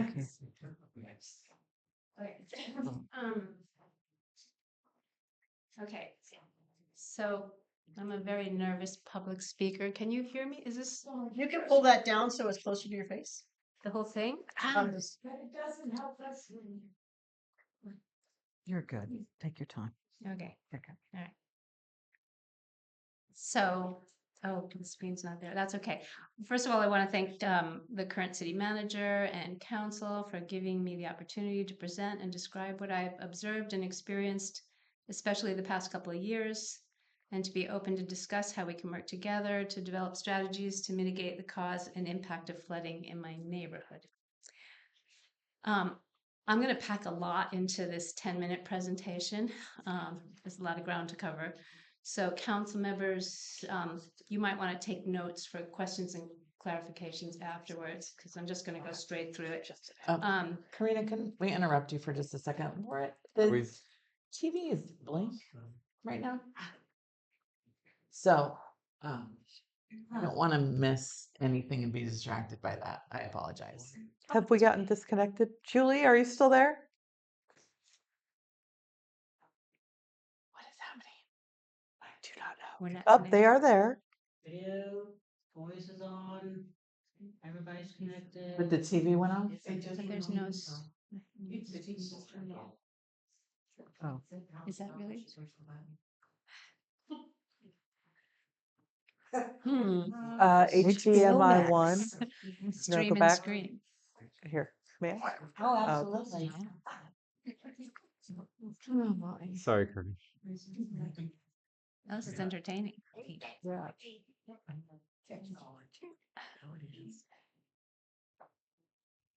This should be. There you go. Okay, great. Look at that. I'm starting to figure this out now. Please continue. There it is. All right. Okay. So because I have a lot to cover, I'm going to read this because I just want to get it all out there, and then hopefully there'll be time for some, discussion. All right. So image 1. This photo gives you a layout of the general area I'm focused on.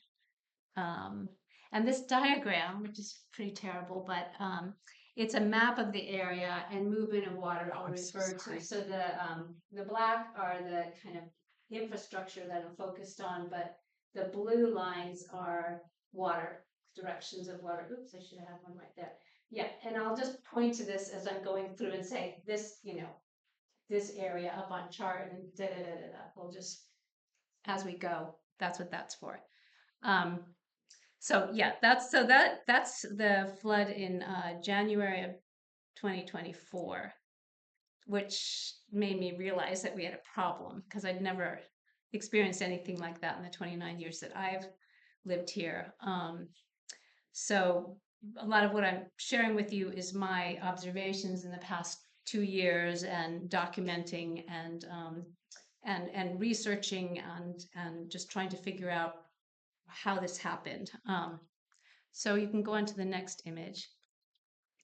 So I'll take you on a tour from my house through that whole area, as I did with Jill and city council members.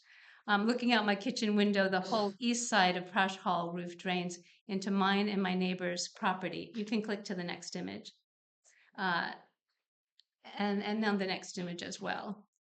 Saturating and at times flooding our yards. After years of requests, the gutter was installed in late winter 2025, just this past year. Until then, to my knowledge, there has never been a gutter on that side of the building. Unfortunately, due to the sheer volume of water from the roof, during heavy rain, this particular installation has not been adequate, so is not funneling water away from our properties as intended. You can click to the next one. So that's the gutter that has finally got installed. I think it was back in February, maybe. And you can see the water's just pouring out of it. So it's not able to handle all that water. So let's go to the next image. And that's my driveway. And that was during last year's flood. So it flooded again in December of 2024. So this past winter, that one. So the southwest, and that's in front of my house. So there's the driveway, and then go to the next image. Yeah. And so that's the street. That's Broderick Lane along the front of my property. So this is the southwest section of Broderick Lane, which is right here. So here I'm 171, and it's this part right here as it's draining down the street. That there's no gutters on the road, and it's not draining well. Going down toward the end of the road where water is intended to channel into the designated storm drainage field in front of the Gymkhana, which is right here. So the water goes down, it's supposed to go into here and come into here. So next image will show, I think this was later in the day, where that whole corner, which is right here, is flooded because of heavy rains. And then to the next image, this is a different time because I couldn't get in there to take photos with that other at this area where the water is draining into a trough that goes down. It goes into this narrow, sort of little gutter, and then it goes into a little ditch. To the next image. Let's see if we can see that. Well, that's it really full. That's in less than 2 hours, it fills up. So in the next image, we'll see where it goes under this new road access for the horse trailers, goes into this little smaller ditch that was made. It used to just flow right into this field, but that's been altered. So now it's going into this ditch, very shallow ditch, and then it goes under the newly made driveway into this smaller ditch, and that's where the water is going. And at that point, it has a hard time getting up over into this drainage, which is the larger designated drainage for stormwater for this whole area. So it tends to back up that way and then back down, like backwash down into this corner, running back down Broderick Lane. So I've been seeing this happening for the last few years since that alteration happened. So that's just adding to all of these other drainage problems that I'm going to continue to illustrate here. Let's see. Well, I just should say that the field in front of the Gymkhana is designated to accommodate storm drainage overflow from Charlton and Broderick during heavy rains. But it has been impacted by alterations to accommodate recreational activities and vehicles, compacting the ground and rendering the field incapable of absorbing stormwater the past few years. That field, this field here, used to be a kind of a weedy field. There weren't vehicles on it, but there were lots of gopher mounds everywhere, which is great for drainage. So you've got a weedy field with some root base, you know, to catch the water, to hold the water, and then all these gopher holes. So it actually, even though it's messy, it's a good place for water to go and be absorbed. But in the last few, I mean, within 10 years, this changes and more activities on the field, and that field is mowed down to the dirt now. And so it's compacted, and it just doesn't have any kind of plant root base in it. So it can't absorb the water that's been pouring in. I think that has contributed a lot to how that water is just sitting on top, and then it's overflowing into the roadways, and then ultimately, you know, contributing to flooding in residential neighborhoods. So let's go to the next photo. I think that was in December this last year. And you can see the porta potty. It's not in a great location there. So I think that's going to be removed for the winter. Yeah. And then to the next image. So now you see going back from there, that's my place where the sandbags are. And it pretty much ends right at my driveway. That's the low point. So that water is backwashing onto Broderick, where it normally should be draining down the street into the field. Now it's spread out a lot more in the low-lying areas around the Gymkhana field. So that's, and you know, I don't think that, I just want to say that I don't think that coming up with mitigation strategies for absorbing more of the water in this designated field has to necessarily take away. I think that there's a way to build some kind of compatibility between recreational access and some kind of a wetland drainage as part of that field. That's a conversation I'd like to see happen that takes into account different people's needs. You know, mine not to flood, other people to be able to get in and enjoy that recreational area. Okay, so that's that part. And then let's go to the next one. Okay, so here's Powers Creek. And this area is where the creek moves past the end of, I should have this here so you guys can see.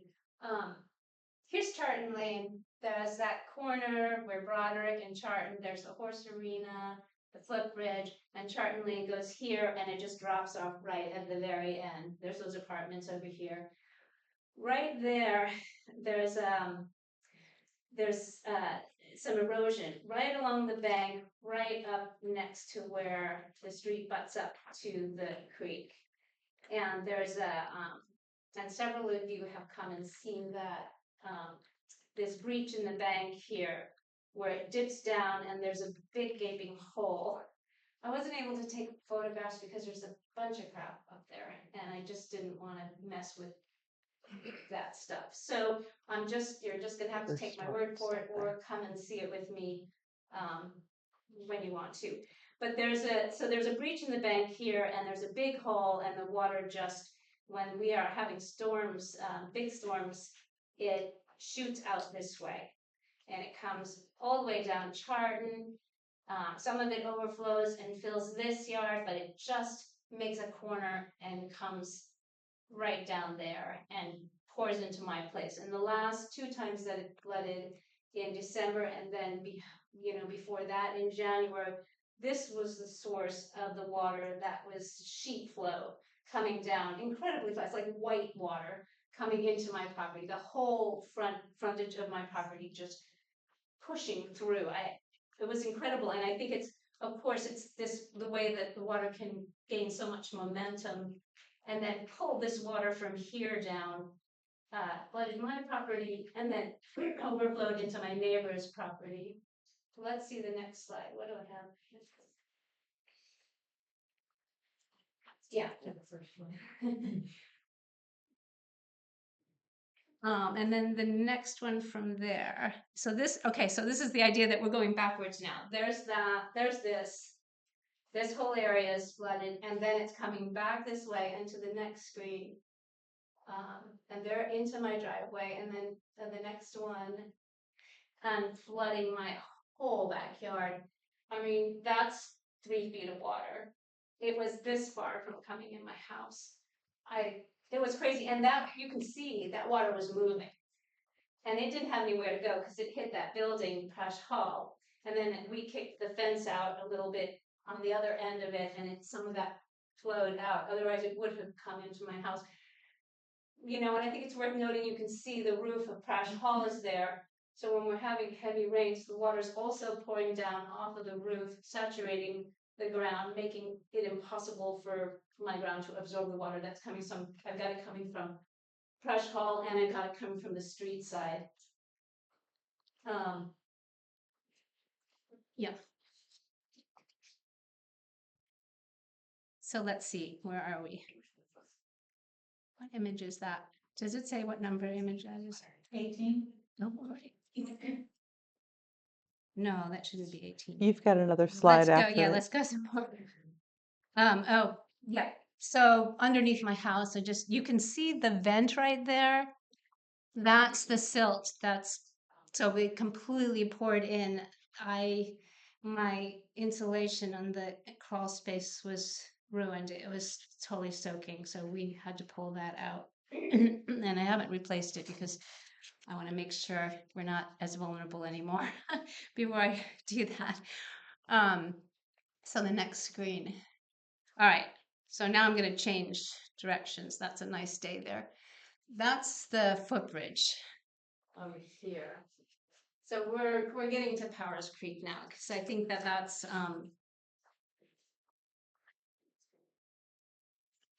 the biggest source of flooding, of course. The footbridge over Powers Creek, the stream channel is filling in with sediment right there. That image there, you would expect to see, and what it was just a couple of years ago was a bowl, but now it's a mount of sediment. I know that the restoration project that is in the plan to alter that some and dredge under there. But I do also know that sediment will keep coming down. And that's something that I understand that the city, I believe the city we all need to kind of monitor that and have a mechanism for removing that as it comes, because what it's doing is that's 2 feet of sediment that's piled in there since this last year. That's raising the flood risk up, 2 more feet, so we're exponentially every time, every season that's building on that sediment is exponentially increasing the likelihood of flooding in that area. And what happens there, the next slide, the bridge is all the way, if you look straight back, the bridge is up there, beyond the Gymkhana field. That right here, what happens is that water now is going to come down. And you've got that much more water coming into the neighborhoods and flooding. So it's that whole area, like in the first image, it's just this big triangle. That's incredibly vulnerable right now. Okay, and so to the next one. Right, and that's the water coming back down my street. So you just keep seeing these circles of movement of water from these different places. And the next one, so this is Powers Creek. That is actually a cleaned up version of obstructive vegetation. So myself and some other folks have been in the creek. I was last fall and then this fall, just basically we're taking out trees that we can take out. I mean, some of them are just huge, and it's just a whole lot of vegetation that is growing into the stream channel. But that, like a situation like that was typical, but what was there was just massive amounts of debris that had piled up to get to those branches. And the water could be as high as the highest thick branch up there was just like a beaver's dam, you know, just a series of dams going down the creek. That's what I encountered last year when I went in to try and figure out why it was flooding, and I realized that the creek is totally overgrown, and so the water is just backing up. It can't flow the way that it needs to out to the river, and so we've been taking it upon ourselves to try and open up the creek as much as possible. But it's a lot of work, and it requires a really focused effort. Do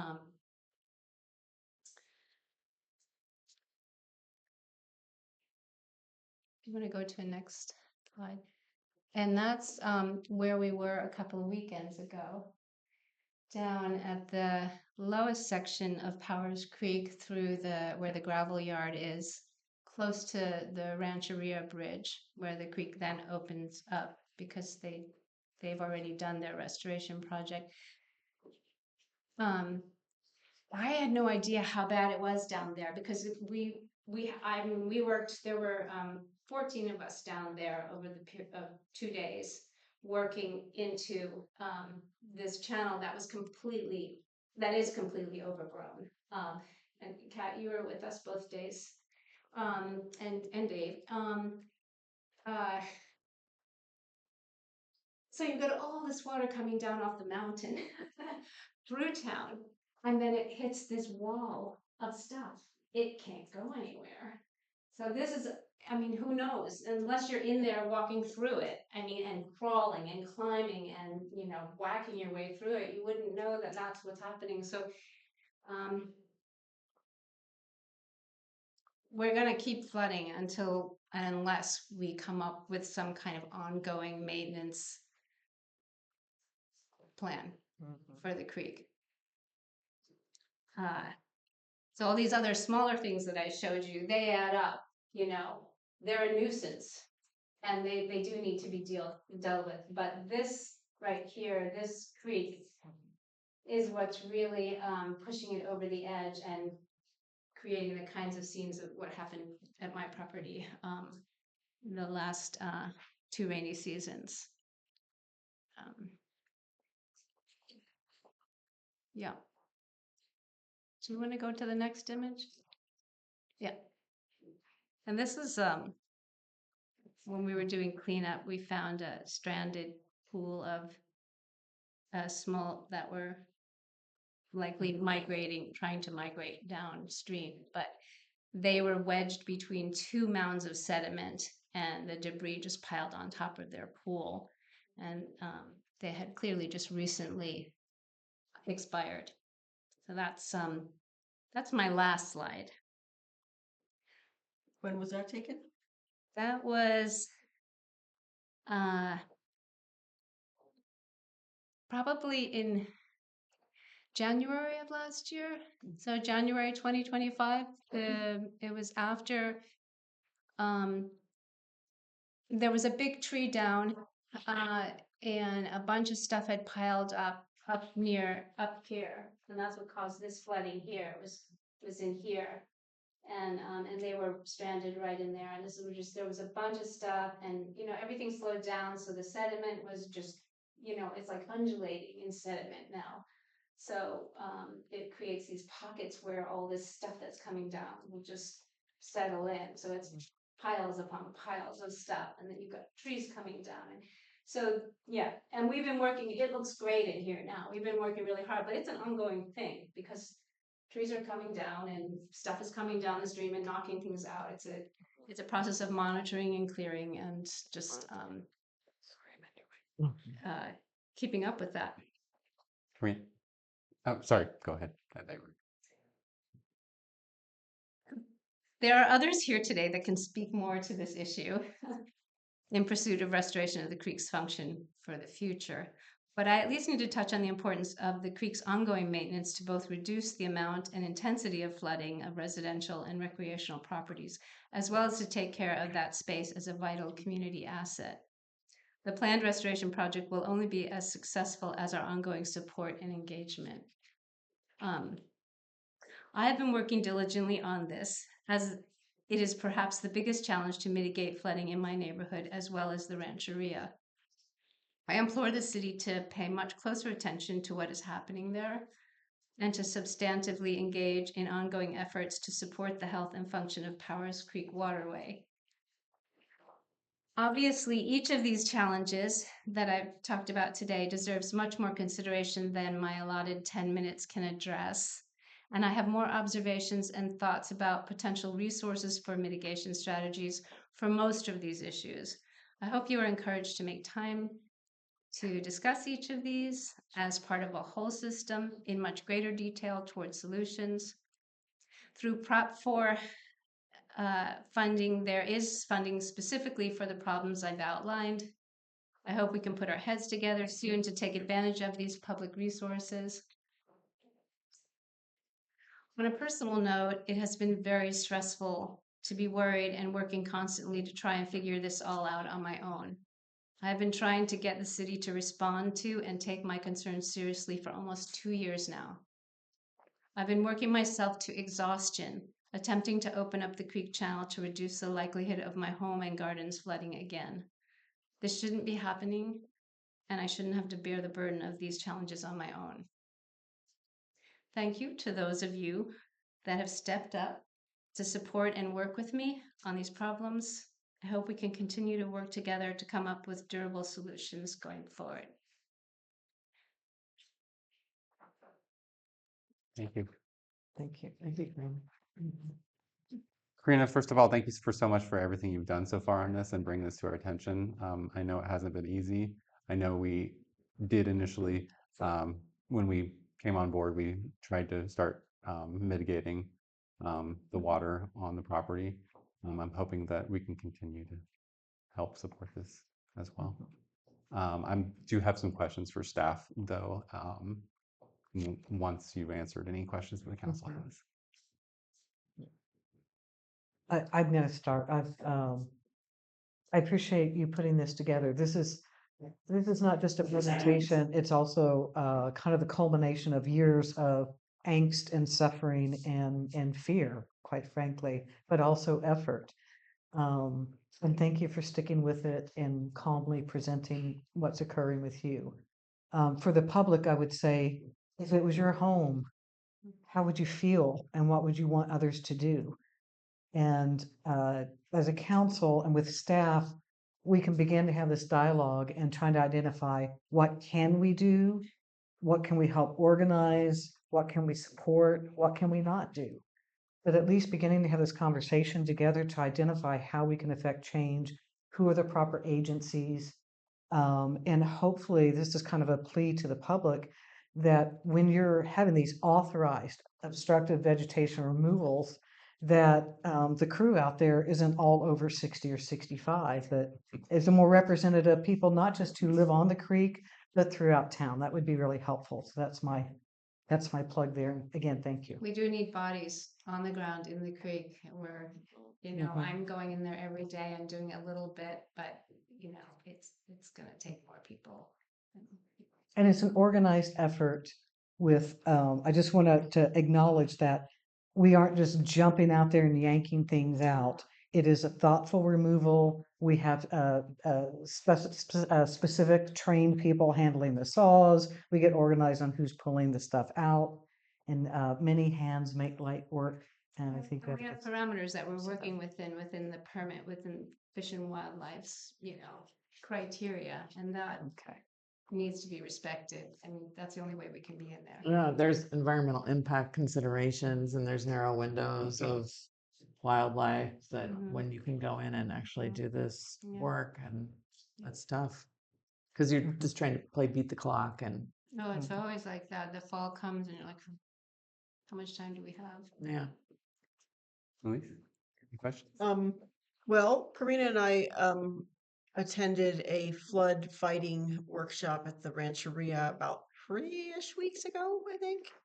And the Department of Water Resources ran that training and talked about CAL FIRE having work crews that might be available to the city for a very nominal fee. And so we've been working on getting that contact and getting some response. And I wonder if you got any response. Uh, yeah. So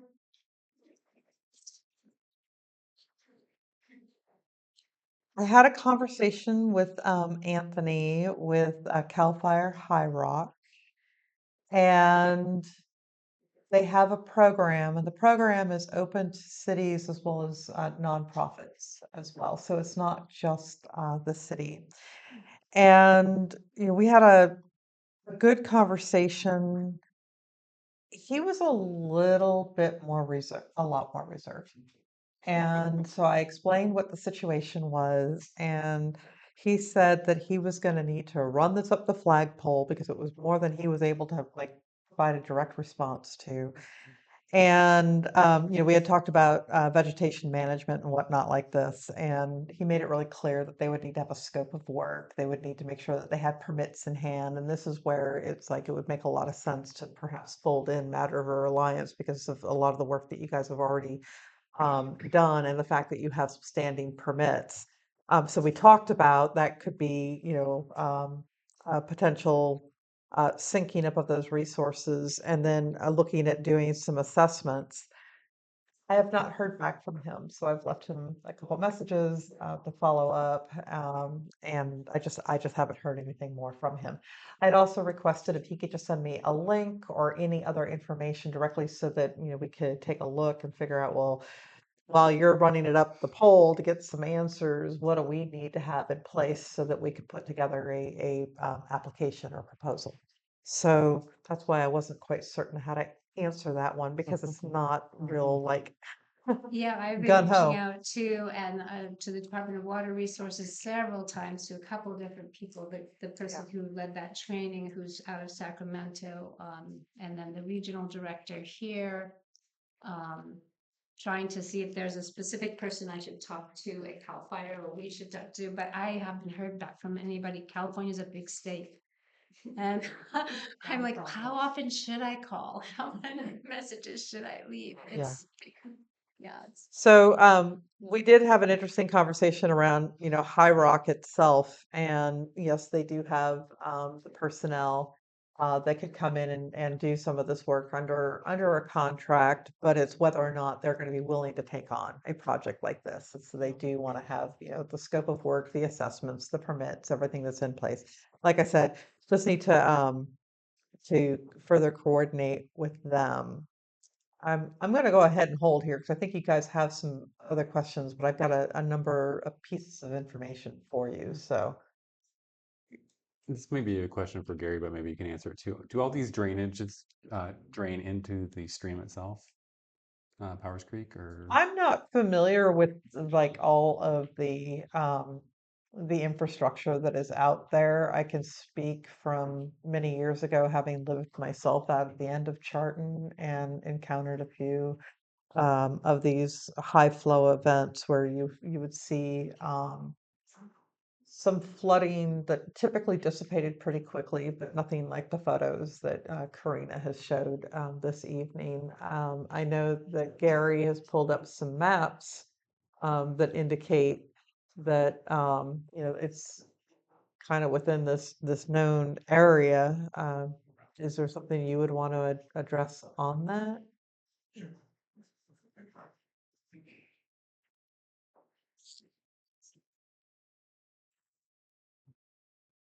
So to kind of initially answer your question, yeah, several parts of the city's stormwater system do drain to Powers Creek. So there's quite a few drainage inlets, pipes, etc., that drain off of city streets and things like that and do go to Powers Creek. So it is functionally a part of the city's stormwater system. As far as the maps that Jill was talking about, I guess I should do that. So essentially what it shows, and this is the FEMA maps, you can find them on the FEMA Map Service Center online. Look up 95525, the zip code, and it'll show you the stuff. But basically, it does show, and they based on a flood insurance study going back to the early 80s. That's when they kind of initially drew these maps, and it does show that basically the creek overflows here at the Charton Road right of way and makes its way down into this area, and that this area is functionally part of the floodplain. So, obviously it shows it covering all of kind of the Gymkhana area. It does show it going down Broderick a little bit, stuff like that. So I think it doesn't, according to FEMA, flood more than like 2 feet in that area. But again, that's from like the early 80s. Conditions have substantially changed. The creek has filled in, the vegetation has filled in, maybe storm events are getting more extreme. And what they were calling, the 100-year flood event is now happening far more frequently, maybe every 5, 10, 15 years. At least that's what we've seen the last couple of years. So anyway. Follow-up question to that, and then you may not know both or the question. Do we improve our infrastructure as a city, or do we clear out the creek, or a combination of both to alleviate this issue? It's going to need to be a multifaceted Okay, approach. great. Yeah, definitely. Looks like Dave has something to tell us. It's time. I have some things I would like to add to the conversation when it's appropriate. Does anyone have any more questions for Gary before we let him sit down? All right, thank you, Gary.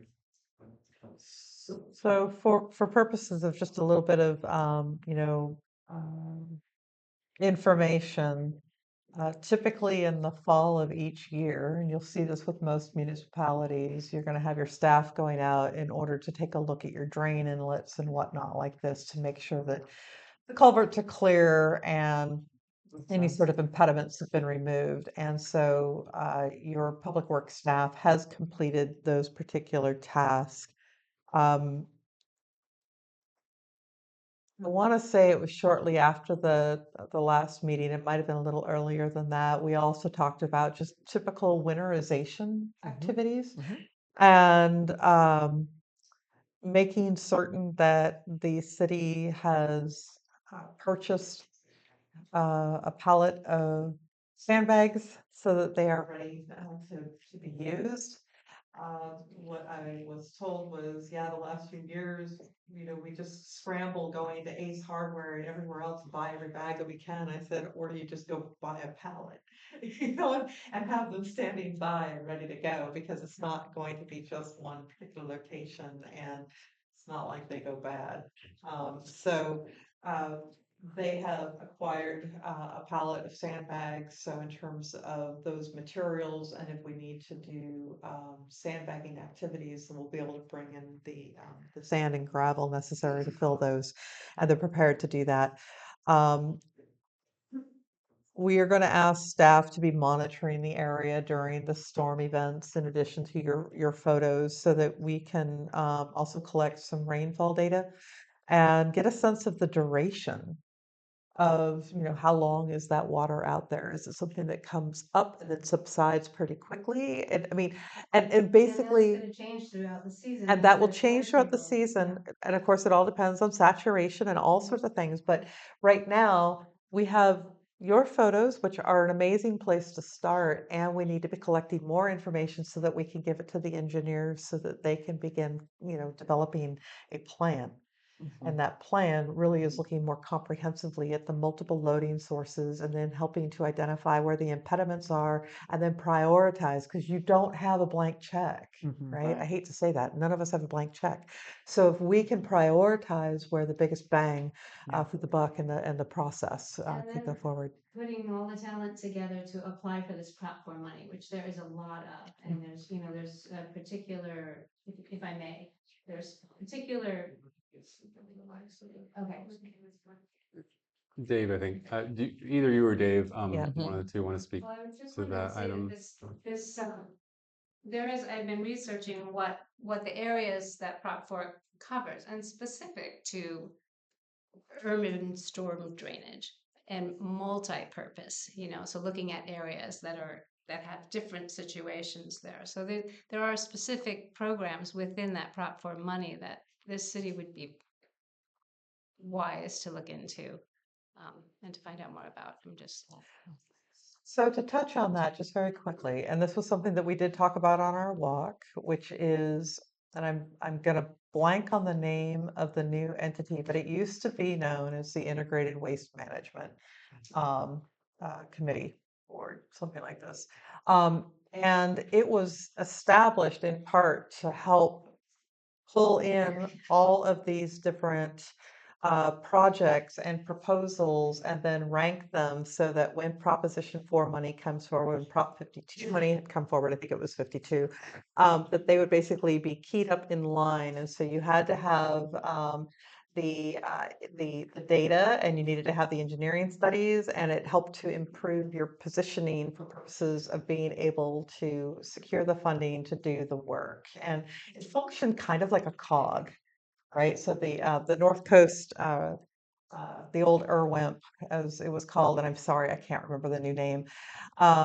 They are 7 counties, and they were very, very adept at being able to help secure the funding in order to advance projects throughout the North Coast, and that would be a really good one for us to be getting, re-engaged with. Yeah, I'm sorry, I just can't remember the new name. The executive director is Karen Gaffney, and they just have a new name that's not intuitive for me. But that would be a really good, place, but they prioritize the engagement of being involved with these regional water planning groups. And then you stand a better chance of being able to get the funding Right. that's Yeah, I've necessary. been waiting till after this meeting to reach Yeah. out to her. Right. But I found her online, Yeah. so Yeah. she's got various organizations that Yeah. she's working with. She's really great. Awesome. Yeah. Dave, did you want to fill us in anything on it? I'd like to Great. address this very issue because I've been, if you don't know who I am, my name is Dave Farrell. I'm the founder of Ottawa Watershed Council, which was Mad River Alliance some time ago. I've been working shoulder to shoulder with the city of Blue Lake for 10 years on this project. My organization has raised almost $1 million for the planning of this project for the Lower Powers Creek restoration. And I feel like there needs to be better collaboration between the city. There has been a lot of participation with city council. I've reached out to the city manager to hold meetings, and we haven't been able to come together to formulate an updated MOU.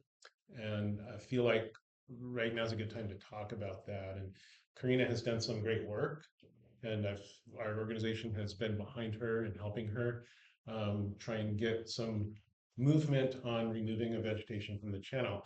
However, to look at the bigger picture of this, if you can imagine the size of a football field covered in gravel, silt, and dirt, 3 stories high, that's over 40,000, almost 50,000 cubic yards of material that needs to actually be removed from the channel before your flooding is going to go away. So Jill has a really great idea. Sandbags are really going to be your best bet this winter. Funding sources are there, and I've been working on that. My organization has put financial resources into my time, Don Allen's time, who has over 40 years of experience working on these kinds of things throughout the county. And he's been working on this with me, as well as some other folks from my organization. And the funding is not quite there. It's not as readily available as just Prop 4 was passed and there's $10 billion. The allocations have not been allocated yet, and it was approved in 2024. So I'm going to update you on some of the things that I've learned recently. Currently, I have an application in for a fisheries restoration program grant through California Department of Fish and Wildlife for $2.2 million. We had to submit that application in April of this last year at the 65% design. That meant our budget was at the 65%. That meant we don't have the money that is in the 100% design, which took a 2.2 design plan cost analysis or budget estimate and moved it to more like $6 million just for phase 1. And phase one is just down from the pedestrian bridge to the Rancheria. Okay, so it's just that one segment. Most of it is on Gary Johnson's property. I've volunteered my own time because we don't have budget, but I'm volunteering my time to meet with Gary Johnston to go over that budget to trim it down because funding agencies from State Coastal Conservancy, Wildlife Conservation Board, and others have kind of said, are you crazy? $6 million to move 28,000 cubic yards in your phase one? The price is scaled up because we don't know how tariffs are affecting things. So I'm looking at ways to trim the cost by coordinating with the California Conservation Corps on some of the work. My staff will do some of the work. I'm working with Gary because with the way the budget was written for the 100% cost estimate, it was broken down into multiple costs per unit. And I'm trying to work with Gary Johnston, who will actually be the heavy equipment operator, to trim those costs. And he's working on that right now. I'm waiting for funds to be available so that we can apply for those Prop 4 funds. So I'm going to ask, don't make too many calls. Please coordinate with us, because if there are people already writing grants out there and applying for funds and knocking on the door of Department of Water Resources, I know the people in those offices because I've been working with them. Department of Water Resources funded the planning for this. And when I asked the supervisor in Sacramento about the Prop 4 funds, she said, we may get those allocated in 25, but we won't have our process for distributing those funds ready for even application's sake until 2026. So sandbags, great idea. Patience is another one. The veg removal is going to do something. But what has happened is if you walk up above the pedestrian bridge, which is above the post office, and you walk up towards the boulevard and you look downstream left bank, there was a sheer off of that bank of a lot of sandstone last winter. And if you walk the section here behind the brewery, you can find fist-sized cobbles that are sandstone. That hit the pedestrian bridge where the gymkhana is, and that sediment got trapped there. Our plan has been designed by hydrologic engineers and civil engineers who have studied the system for 5 years and run the models. They're going to raise that pedestrian bridge. They're going to put 26 large wood structures in there, which will help improve the scouring. All of the willows that are in there right now are trapping the channel where it is, so nothing can move. We're going to take all of that out. It's going to look like a bomb went off for a little bit. But we're working on a plan to fix that. We have a planting plan that covers 20,000 new plants going in that will take out those willows. So there's a lot of different plans. We need to take our time and coordinate so that we look like a unified unit, not just a bunch of people running around trying to put out little fires, right? So I want to encourage the city, and they have been working with me, and I'm not saying you aren't. We've been talking, right? But I need to get more time with you, and we need to get these agreements and work stepwise so that we don't look to the agencies like they don't know what they're doing. They're not going to fund that. But if we can work with them and show them the plans and show them we've been working to reduce the cost of it as much as possible, we'll get the funding. So I just want to put that out there and say we are working on this. I know that Jill knows how to get a hold of me, and so do the city council members, and I really appreciate everyone who has been working with me, and I apologize that I haven't been able to get back to you, Jill. It's been a busy time, and also doing a restoration up the hill, and I'm the guy on the ground for that, so we've got a lot going on. There's a lot of fires, and so it's Yeah. all good. I'm not Yeah. worried there. Yeah, no, and I just want to say that once we do get the funding and the implementation happens, it will decrease the frequency of flooding. But your infrastructure that is draining into the system, that could be looked at too, because this whole system pretty much goes towards that creek over here. So, Dave, Yeah. if it's all right with y'all, Karina has identified, and I want to be very mindful of the fact that you're the only one that has permits out there. The city doesn't have any permits. Right. So I want to be careful about how the city is engaged in things. But at the end of Charlton where that fence is, Yeah. that the hole is, um, placement of sandbags and whatnot to help prevent the flow from coming through there, is that inherently a conflict with your permits? I don't have an answer for you on that. I believe that the only thing that we're currently approved for is vegetation removal in the channel. Anything outside that scope will need to run through all the people that hold those permits for that part of the stream. The only thing we've got right now that's we're really working under is the Lake and Streambed Alteration Agreement with California Department of Fish and Wildlife. And I've spoken with John Hollis, who supervises that, and his supervisor, Mike Van Hanem, and they both have said, yeah, you're approved to do that under their watch. But there are other parts of the bank slope that we don't want to touch that unless we're informing the other agencies. Army Corps needs to be informed, Department of Water Resources, and probably State Water Board, just that we're doing it. They know we're doing the restoration, but these things like sandbagging, I think could probably go under the emergency situation where you can modify something in an emergency. And I Right. think you call the county, right, and you say, we need to do this, and it pretty much gets covered. Oh, I can speak to that. Okay. If I can touch on a little bit what it's talking about. So yeah, there as Dave was describing, I mean, there's a number of permits that Ottawa Watershed Council has from CDFW, the Water Board, Army Corps of Engineers for that overall restoration project. And there's a potential that some of these activities could fall under those permits if they're aligned with what's proposed and what was approved under those permits. But generally, any activity impacting bed bank channel falls within the jurisdiction of several agencies, state and federal agencies.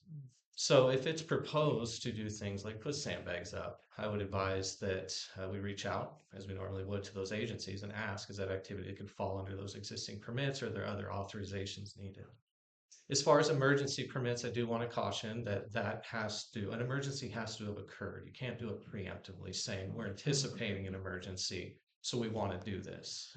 Typically the emergency has to have occurred, some act, happened, and you're claiming that it's an emergency condition and you need to just go ahead and fix it. And then you're going to turn in the paperwork later as an emergency permit and explain what happened and document it and things like that. So that could happen if there was an issue potentially, but typically they won't approve those in advance. Can I speak? Yeah, to that? yeah. Yeah, so that was one of the things I suspected this question would come up. So when we did, Elise and Glenn and I were at the flood fight training, and that was put on by the Department of Water Resources. So the lead engineer of that is from Sacramento, and I forget his title, but it was flood risk prevention. So he was showing us how to make diversion walls and containment walls, and really how to properly use sandbags to be effective. So that's great. We have that skill now. We could use that. And I did ask a lot of questions about this particular area because I was trying to get a sense of how they might be able to help us with that. And he said, yes, we could help you with that. We can help you with tech support. We can help you with potentially with finding funding. But there is this idea of preventative mitigation. So if it's a known area that's chronically flooding, say an erosion issue like this, and I have multiple calls out to them, like I said earlier, waiting to hear back because they will come out and look at it, and they may be able to help us with what jurisdiction does that fall under? What kind of permits do we need? Can we do something preemptively? That's what I'm really kind of chomping at the bit, trying to get them out here to help us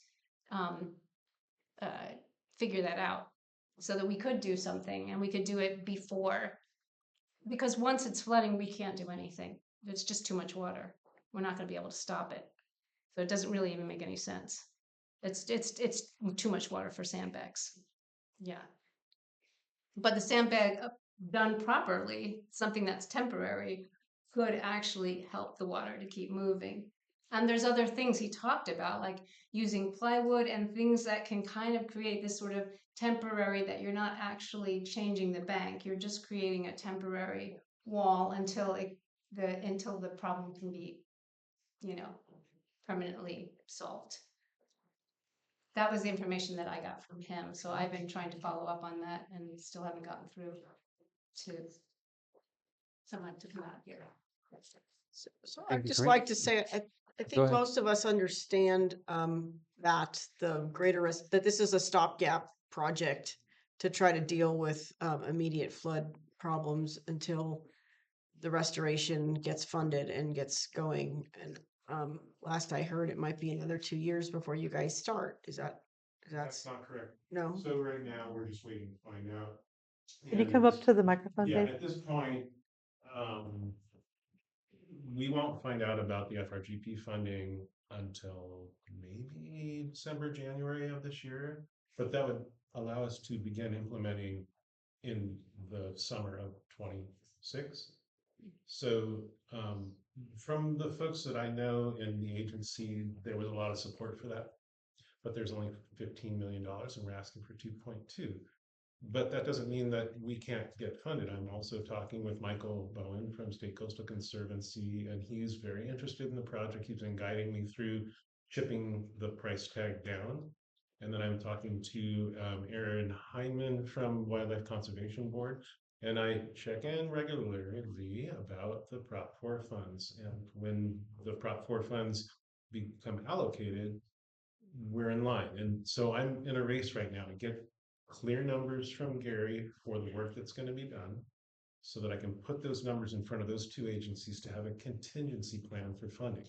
So I'm going to FRGP it, State Coastal Conservancy it, and I'm also going to Wildlife Conservation Board, and there might be also some other agencies with Prop 4 funding, and we'll keep pushing until we get that funding. So the last thing I want to do is not implement in 26, because everyone in this town has been waiting for that to happen for 10 years. And it's taken a long time because the engineering process was a bit of a struggle between all of the engineers involved. You've got almost, I'd say 14 different engineers if you count all the agencies that have seen that plan, from the people on the ground here that we hired to all of the offices that we sent it to get reviewed, from NOAA Fisheries to Department of Water Resources. So it's taken a long time, but that funding should open up, and it's all state fundings, and there's no limits on that once it's allocated. So those nice thing about the agencies that we're seeking funds for is they don't have a targeted deadline, they have a rolling deadline. So as soon as those funds are allocated, I can get that in front of them, they can give it to their board members, it can be voted on and approved within 4 to 5 months. So there is that potential. So that's the best news I can give you about. And I'm working every day to make sure that we're on target. That's all I can say about that. Thank you. Jill, quick question for you. The winterization that you have done this year, is that a new program or is that something that was being done? That's something that the city does every year. Great. Your public works staff regularly go through and perform those activities. Most jurisdictions are doing that. Okay. Yeah. Remove sediment and anything that could block at the point that you start seeing the winter events moving forward. Does the council have any more questions, or I'll open it up to the public? Any other questions? None? Public comment? No, go ahead. Oh, hi, my name is Verda Pitts. It's nice to meet you, Jill. Nice to meet I've been you. listening to you through my phone. It's very nice to put a face to the voice. And I do apologize because I came in late and I'm not fully caught up on everything, but we've been working on this for years, and to my knowledge, hundreds of thousands of dollars have already gone to the project, right? So I support community support. I know we've heard the request that the community step up and start taking part in this, and I think that that would save a huge amount of money, and I can't imagine what more it is than boots on the ground kind of work that we need. Of course, a little bit of or not a lot of the planning needs to be happening, but so much of what's been happening has been just like the work and cutting back brush and stuff. And it's if that's really accounted for hundreds of thousands of dollars, and that's astounding. And I think that we should have more to show for that, than that, or than what we have to show, I guess. It's almost concerning. Did the videos that were produced, I've seen a lot of footage of like videos of like people dancing and like partying and down at the river and like cleaning up the brush. Like what I always was wondering, like, what did that accumulate to financially? I mean, and that's real, like a real question. Like, was that like $100,000 per like river cleanup? I've wondered, and I've spoke to other people in the community who have been following this and saying big amounts of money were going out, and where was it going? So we're talking $2.2 million and things like that. Obviously, it's more than sandbags. But yeah, I would love to see just like a printout of all the money coming in and all of the money going out, exactly where it's gone so far, because there was a different relationship with prior city count city representatives, if you will. I know that Mandy seemed to have a really good working relationship with you. And I want to get caught up, and I wouldn't even know where to go to look for the information to start getting caught up on what's already happening. So yeah, um, I mean, that's a lot of money. There's already, have we already spent $400,000? Okay, yeah, like $400,000 is a huge amount of money to have spent on that creek. I used to walk up and down that creek all the time for fun, and I mean, I can't imagine where we're missing out on just like to clean up as a community, that we could do that. I think that we could do that as a community for a lot less money, and then save resources and implement resources where they're more beneficial. So, Thank yeah, you. Jill, nice to meet you. Can I just? Yeah, sure, real Just quick. to clarify, I'm sorry, I didn't get your name. My name is Verda. What is it? Verda. Verda. Verda, you bring up a really good point. I think I would be concerned if I heard the same stories as you have. The problem with that is those are stories. And the truth is that in the beginning of this project, a community member who lives up the hill came to my organization and asked if my organization would be the sponsor for the project of restoring Lower Powers Creek from Hatchery Road down to where the Rancheria has done the work. And I said, sure, we can do that because you need a nonprofit to receive funds from the state to come up with a plan.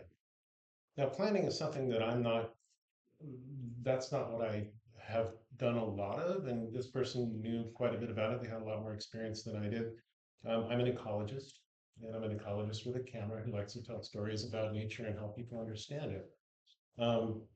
So they worked on that project for about 3 years, and it went through the hands of different biologists and ecologists and restoration planners and engineers to come up with what would be a 35% plan, which essentially was a very detailed mapping of the stream channel and the banks and some of the slopes going in and some of the measurements. But that wasn't enough at that point. And they had spent $189,000 to get to something drawn on paper.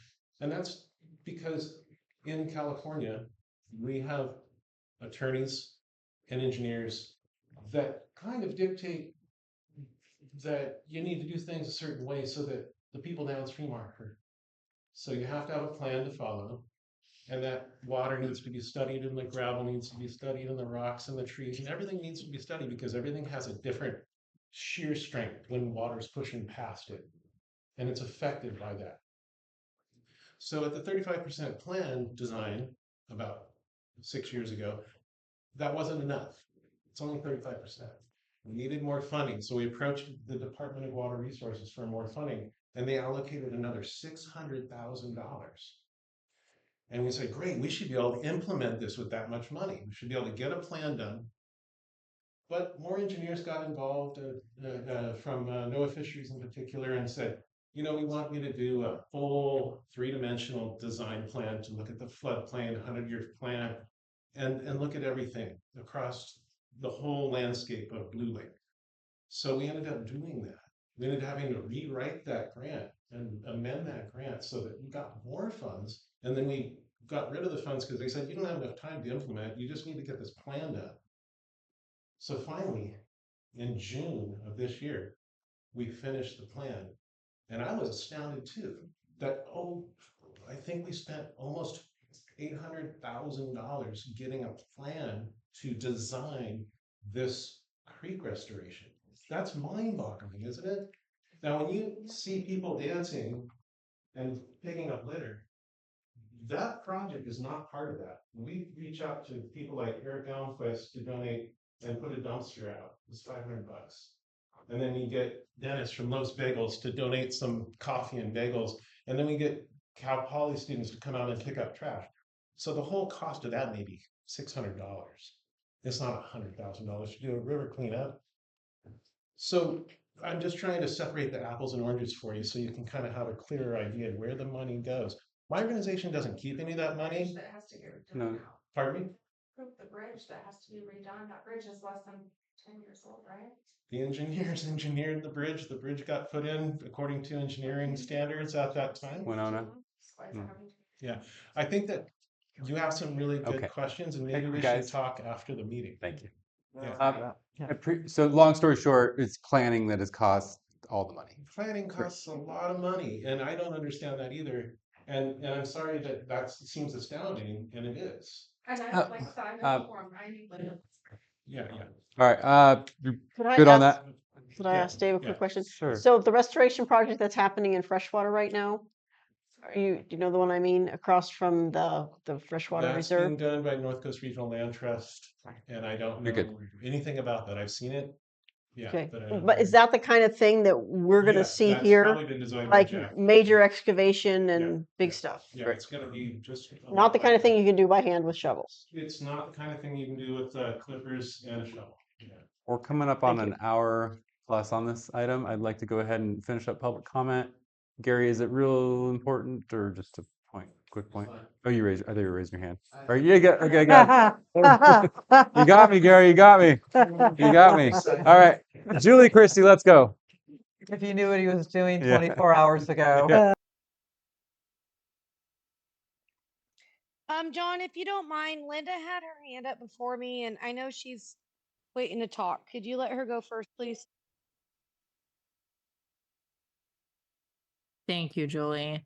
I think it's great that we have these long-term plans, but I'm really concerned about this winter. I'm concerned about Taylor Way, and I'm concerned about the liability. I've been watching for the last 4 years this water get worse and worse. I watched a neighbor's business get hit with a lot of flood damage, and nobody really cared about it. I've had to go across and get valuables from my business and my significant other's business when there's well over 3 feet of water crossing that road. And it seems like it's getting worse every year. We're closing our business more and more. Last year was 6 days total from that road being flooded. Once that road hits 2 inches, it can go up to 2 feet in a matter of minutes. And you're looking at real liability. Those people are going to cross that road to get to their children, to get their valuables, and there's no warning on it. And the whole idea of sandbags and long-term plans are great, but the sandbags aren't really going to save anything when we're looking at an event we looked at a couple years ago, or even when businesses are facing such mass loss. And Jill was really great to reach out to me when I asked questions, what has not been done in the past by the city. And I'm not sure what the exact reason is. And I'm sure everyone has speculation. I think that bridge is a huge problem. But I think we also need to look at this year. What if something happens? Who's liable? And what does that look like? And we need to come out with warnings to people ahead of time that road might be closed because we've watched a car get stuck in that quick water, and it happens really fast, and there's a lot of traffic on that road, and there's a lot of businesses, and we have a lot to lose. So I ask that you even think about this winter and what's plan B if things don't wait. Thank you. Thank you, Julie. Yep, I will jump on. I think we really need a town hall, you guys. It's been neglected. Yes, back in, I think it began in 2016, funding for the restoration began, and a lot of volunteers, little projects here and there. But however, prior to that, there is a lot of work that's not being done that used to be done. And honestly, like our presenter, Jill, like I really appreciate our council giving you that much time. I mean, wow. Good for you, dude, and good for you guys allowing that.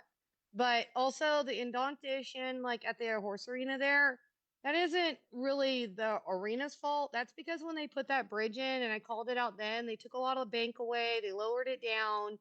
I mean, they took away the whole channel there, and obviously we're gonna have flooding issue. So I noticed also driving, on the road there, I feel like there's some issues. So I feel like this is a really big conversation that really shouldn't be neck down into a council meeting. I think we should have a town hall. In that manner, we can have presentation of where people get sandbags. And you know what? Last time we had a shit show, like, excuse my language, I'm still at the barn, but like I had the county culverts literally because they are so neglected. Even though I put calls in, flooding the inside of my barn. I'm in here with pumps with all my baby animals pumping out water, and then making sure that city had grain bags to fill up sand, which they did. And this everybody jumped in is all I'm saying. Like, but we really like the whole pods thing, our search, all of that really is involved with this conversation because like when we really need to have this situation, like it's gonna happen and we're not prepared already this winter. That's a reality check. We are not prepared for this winter, like Linda's saying. So I really appreciate if you guys could facilitate some sort of town hall prior that people can kind of come in, actually get their 2 cents about the creek and everything with that, and actually going back to all the floodplain stuff, like really making those facts known. And they just did the thing with the whole dam, so it's like maybe bring that in there too, so that's public notice. But it's a long conversation that I think needs to, with your guys' action tonight, perhaps maybe get us something facilitated for the public to have a bigger forum that is a little looser key, that more people can come in and just speak and at least absorb that information a little bit and give them back information of what to do during a disaster. Yep, thank you. Great, thank you. Can I just wrap up what I was actually hoping would just that I could bring it back to, yeah, and then Sure, have a then we- like but quick no, we minute. gotta be done. Quick minute, yeah. I mean, I think town hall is good because probably a lot of people have a lot to contribute to this topic, but what I'd like to see happen is that it's a smaller group that's concentrated and focused, and to invite people who are directly impacted by these drainage and flood problems. Find who those people are, bring them to the table, have representatives from the government, staff, to sit down and have a serious conversation or begin those conversations about the restoration project is going to take years. It's going to be done in increments. What can we do now? What is our plan? That's what this presentation is about. It's like, where do we go from here? How do we begin to put ourselves together, the people who are the most impacted and responsible, to come up with a plan? That's short term, long term, both. Yeah. Great, thank you. All right, let's bring it back to council for potential direction for city staff. If Jill is, I would actually ask Jill if she has any ideas first, rolling around, knowing what resources you have, and I think you've gotten a pretty good scope of the problem. Does anything come to mind off the cuff? Not immediately. That's why I wanted to Okay. just address, first and foremost, for immediate mitigations, making sure that we could do sandbags. They're not the answer, and I know they're not the answer, but if we can have them so that they're able to mitigate some damage. You didn't get here overnight. This has been, many years of sort of of an accumulation and aging infrastructure and probably insufficient infrastructure, and as I said, when I was living here in the 80s, we were kind of seeing the same, sorts of things. So I don't have an immediate answer. It is something that's going to be larger in terms of a conversation because of the fact that we are talking about a stream. It is going to require permits. I, I don't, I can't speak to, prior relationships or interactions, but the city has been involved with creek issues primarily in two contexts, right? There's this drainage to the creek during storm events, responding to floods, and keeping pollution from entering. And that's, I think, been pretty simplistic in terms of what the approach is. Right, wrong, or indifferent is actually really common in many jurisdictions. That's how it's being handled. And I think, what's really needed is to identify what the problem is, finding the sources, because you're going to have to get permits to do the work. And, fortunately, you do have a nonprofit that's been doing that work. And while the city has been, you know, partnering or having this MOU with Matter Alliance, it's been more in the context of helping to secure money. Right. So it hasn't been like the city is a lead or defining anything. That's really been left to the nonprofit. So right, wrong, or indifferent, that's what it is. So I really, if this wasn't an issue bearing you down, so it makes, I can say this easily here, the city needs to develop a comprehensive drainage, for a master plan, and that's going to cost money. And I do want to caution what Dave was trying to say. I don't know that it was being heard properly. When you are talking about state agencies, when they hear people in a community coming at it from different points, you actually lose the opportunity for funding because they're kind of like, y'all need to be working together to define the problem. And then if we've got everybody on the same page, you stand a much better chance. And it was something that did happen a few years back where there was a local CSD and the county, and while we all thought we were on the same page, it should have been one application. It came out as two. We lost them both.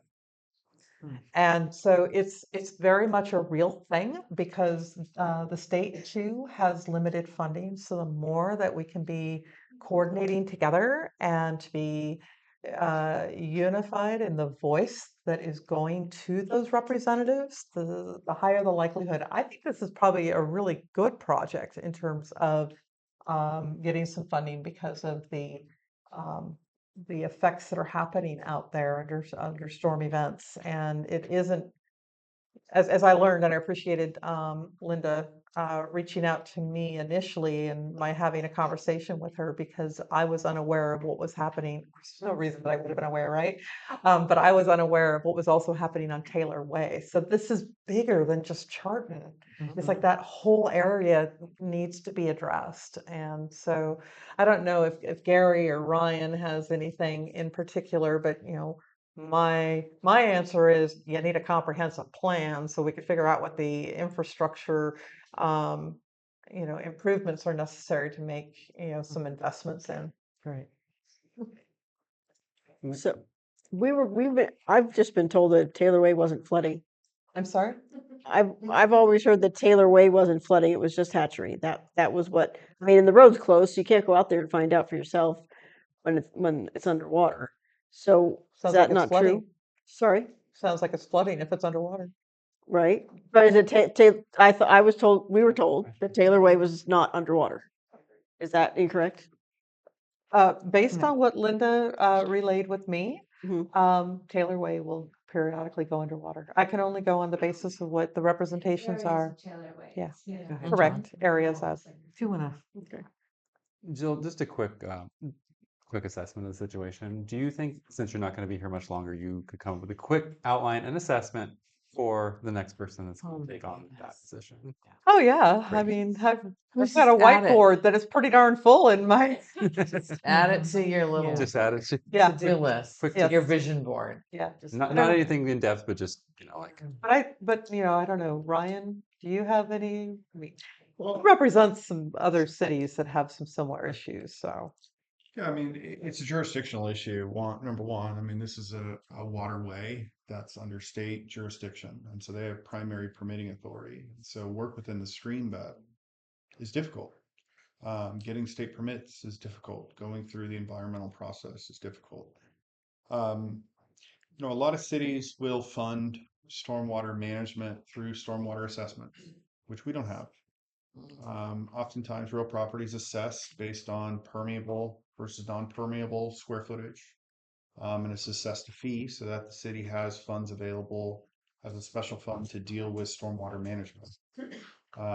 It's something that you may want to consider in the future. Assessing property to be able to deal with stormwater impacts. Other than that, I because the city doesn't have primary permitting authority over the stream, we're a partner and an applicant, and working cooperatively with the agencies on funding and emergency repairs and other things is going to be important. Great. Go ahead. Oh, thank you. So you were asking for direction. I'll go ahead and throw out some of the things that have come to mind. It's obvious that we're struggling in budget. We don't know where we are with that. So anything that we do would be obviously focusing on low cost, high impact. I think first and immediate, I would hope that you would be able to find some appropriate signage and safety for these known flooding areas. And it might even have to go further on in the intersection so people don't get down to that intersection and they have to turn around. So developing that plan of where the signs go, when they go out, who puts them out, what are the triggers. And of course, that also includes, as they were saying, on Rancheria Road, and then apparently on Taylor Way as well. The second item that I'd proposed at a minimum, if you could ask your engineering staff to take a look at if it would be feasible and possibly useful to have a trench/French drain from the east side of Prash Hall, that's the side common with the property owner, and directing water out to the south side so it can take some of that water away from where it's already building up and saturating.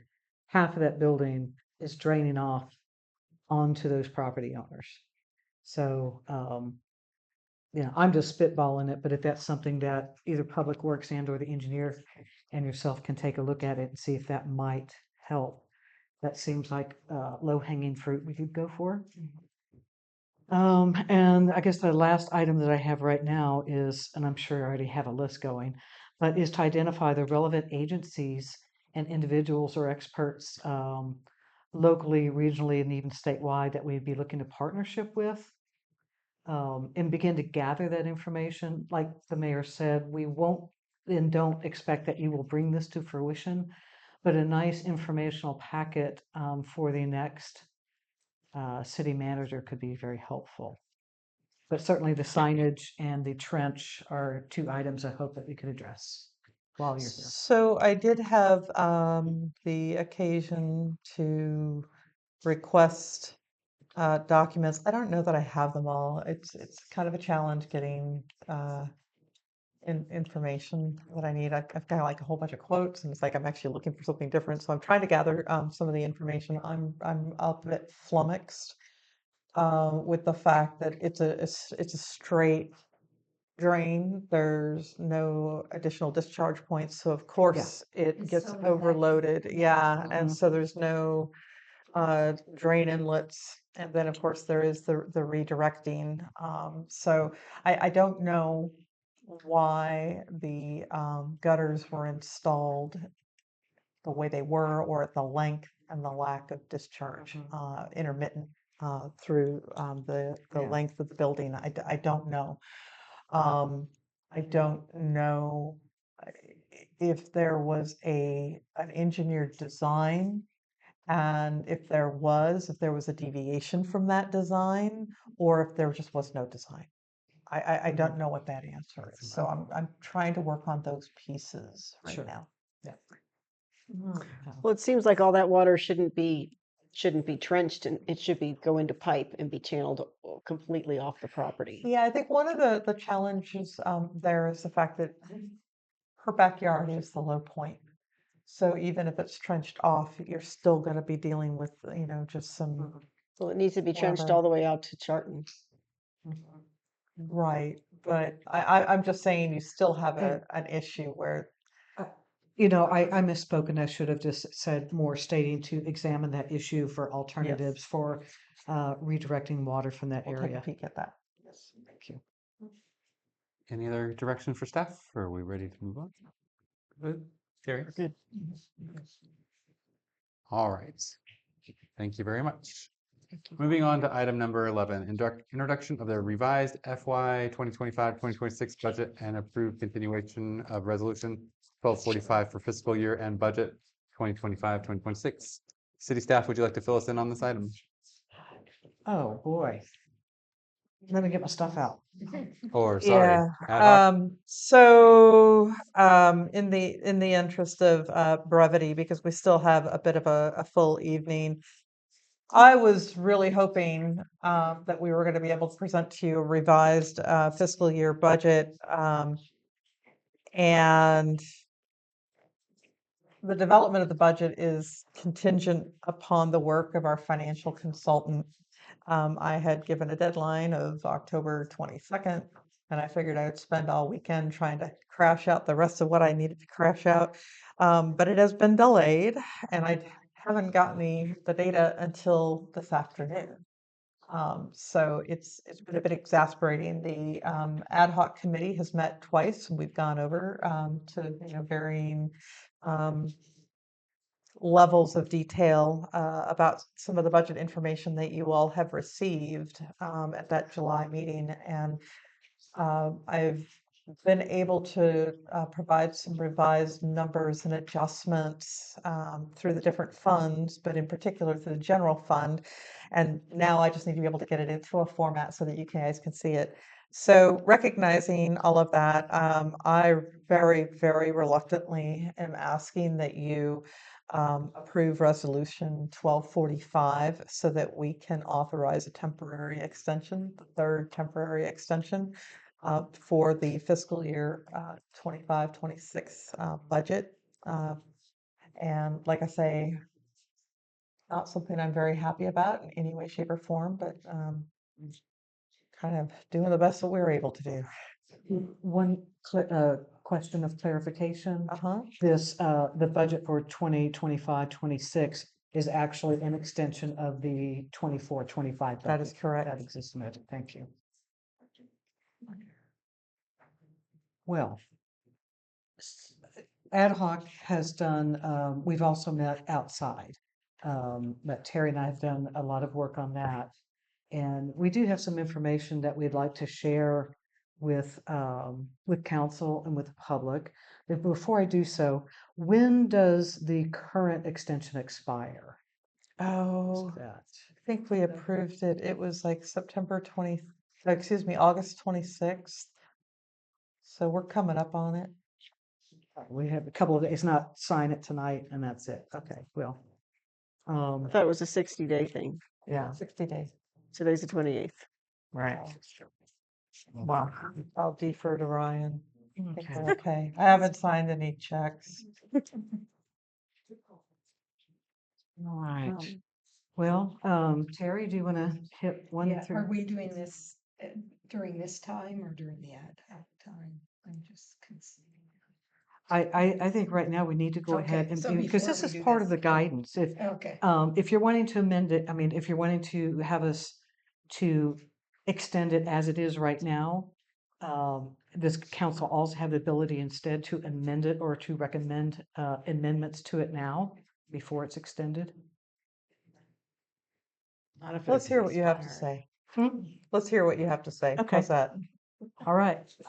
Well, we did meet with Jill a number of times and lots of conversations. Kat and I looked at budgets going back all the way to 2017, 18, and looking all the way through and how things are structured, how we're spending the money. What kinds of information do we get so that we can make proper decisions, and how things are structured. And one of the things that came up, and I know even as a public person looking at the document that we get every year, which is just an operational budget, it doesn't give a lot of information. So it's really difficult to move forward and know what's the best chart for the city. And so we identified some problems, some issues with the financial budget process in the city of Blue Lake. And so we want to share what we found with you. And one is that we are supposed to be getting quarterly reports. And one of them would be, and those quarterly reports would give us actual numbers. And if you think about this budget, nowhere in this budget is it actual numbers. It's projections. It is just what we're budgeting. And so we're never working with that clear sense of what we're spending.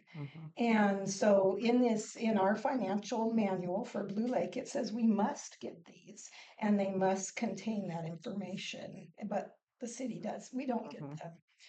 And this is a long-term problem. Jill, I'm not suggesting that, that this is you, but it's a long-term problem. We are also supposed to be getting monthly reports for the council to view.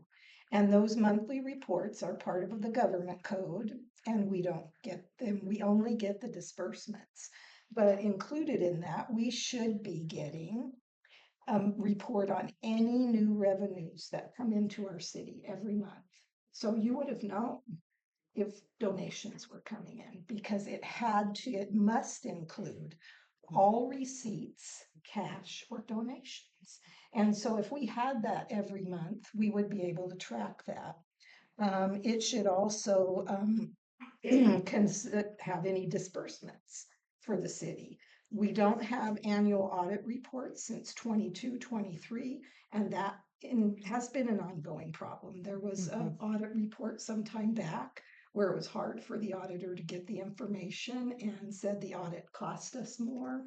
And so, that is a concern because it also makes it hard if you're not looking at those big projections and actual numbers to design a budget that is, that works for the city of Blue Lake. Yeah. We have a presentation going back and forth, or did you? No, do you mind if I ask one quick question? Is this going to affect Yes. our outcome of, okay. Yes. Okay. We think that this information is critical to the council before extending this budget. And it may be that we extend it exactly as it is, but I think time is of the essence that we bring forward our findings that we have, to the best of our ability, by hand, researched and calculated. As an overview, we can't ignore the economic climate that we are in between inflation, loss of federal dollars and grants and support, and none of us expected the level of clawbacks that are happening as well from the federals. That's putting greater impact and need being posed on the state.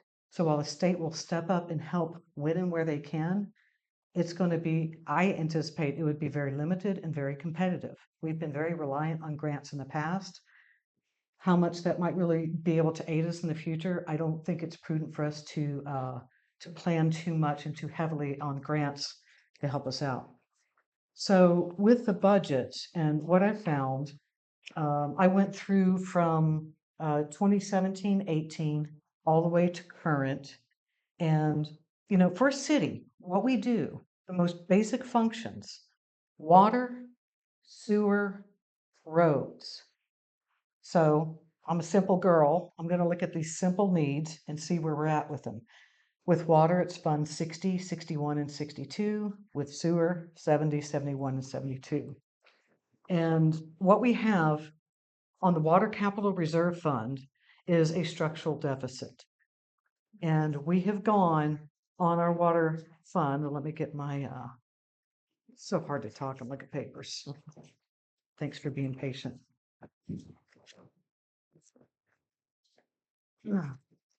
As a for instance, in 2018, 2017, this is directly from the budget, the beginning balance was $893,000. The ending balance was projected to be $961,000. And in 2019 and 2020, even better, the beginning balance would be $1 million and basically $1 million. And the ending balance would be very close to the same, still $1 million. As of the 2024-25 budget, we are at a beginning balance of $350,000, an ending balance of $260,000. We have no accounting and no audit to even tell us how far off we are from those. And if we were to have implemented the 2025-26 budget, our beginning balance would be $243,000 with a balance ending of $102,000. That is $1 million between the 2019-20 budget to now. That's in addition to the approximately $500,000 a year we get in revenue. So we have a structural deficit. And to be clear, what the water operating fund does, that is your day-to-day cost, whether it's the staff going out reading the meters, the staff in the offices generating the bills. It's for more of the day-to-day. The next fund that you have would be, actually,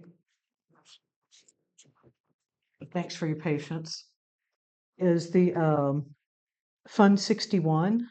And that really has to do with your fees and your connections. So that's not a fund that you can just draw from and say, oh, well, the reserve, I mean, our operating fund is low, we'll use that. It's a restricted fund. But where we would go as we look to the water fund going broke, essentially, is we would look to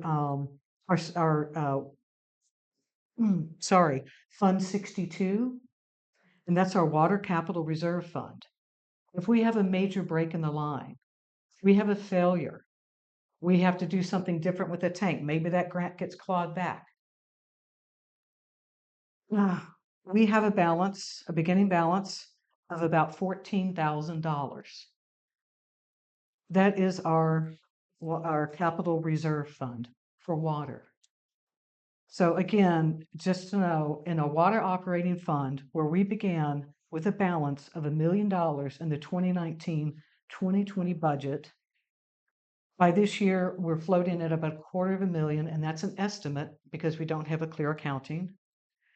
And with our capital reserve fund, we have about 15 grand. So these are some of the most fundamental things that we can provide, and we have to look at the needs of our infrastructure and plan for that. The second item. Can I ask a quick question? Absolutely. Has staff verified these numbers? Staff Have I what? Have you verified these numbers? She does not have. No, I Okay, don't have Yeah. those. Okay. I've been like calculating this stuff by hand, and here you can see the red. What you And can we see just took it directly from. the budget. directly off of our budgets, off of the signed budgets. Thank you. And we began a structural deficit in the water operating fund in 2020, 2021. And we've had a deficit every year between projected revenues and expenses. With the sewer operating fund, it's similar, not as extreme, because we have in our sewer capital reserve fund, we have over $1 million, or we should have. And it's been hanging around $1 million for the last 9 years. So if we have a tragic event, a huge infrastructure or capital improvement we have to make with sewer, we have it, but those are restricted funds. Those aren't for the staff and for the administration of the account. That can't be pulled into it, to the best of my knowledge. And where we are with the sewer operating fund it began what appears to be a structural deficit where we budgeted for our expenditures to exceed our revenue, and we continued that every day, or I'm sorry, every year, where when we began in 2018, 2017, with a projected ending balance of $58,000, the current budget is projecting an ending balance, beginning balance of a negative $245,000. But it looks like it's anticipating larger than expected revenues. So the end balance for 24-25 is projected to be negative $184,000. The good news, again, just to clarify, is that with our with the sewer capital reserve fund, there should be about $1 million in there. Again, we're kind of running blind because we haven't been able to verify these, but just based on the budget progression. And that's why we wanted to bring this to the attention of council before we move forward. I want to make sure I stay on point, Terry.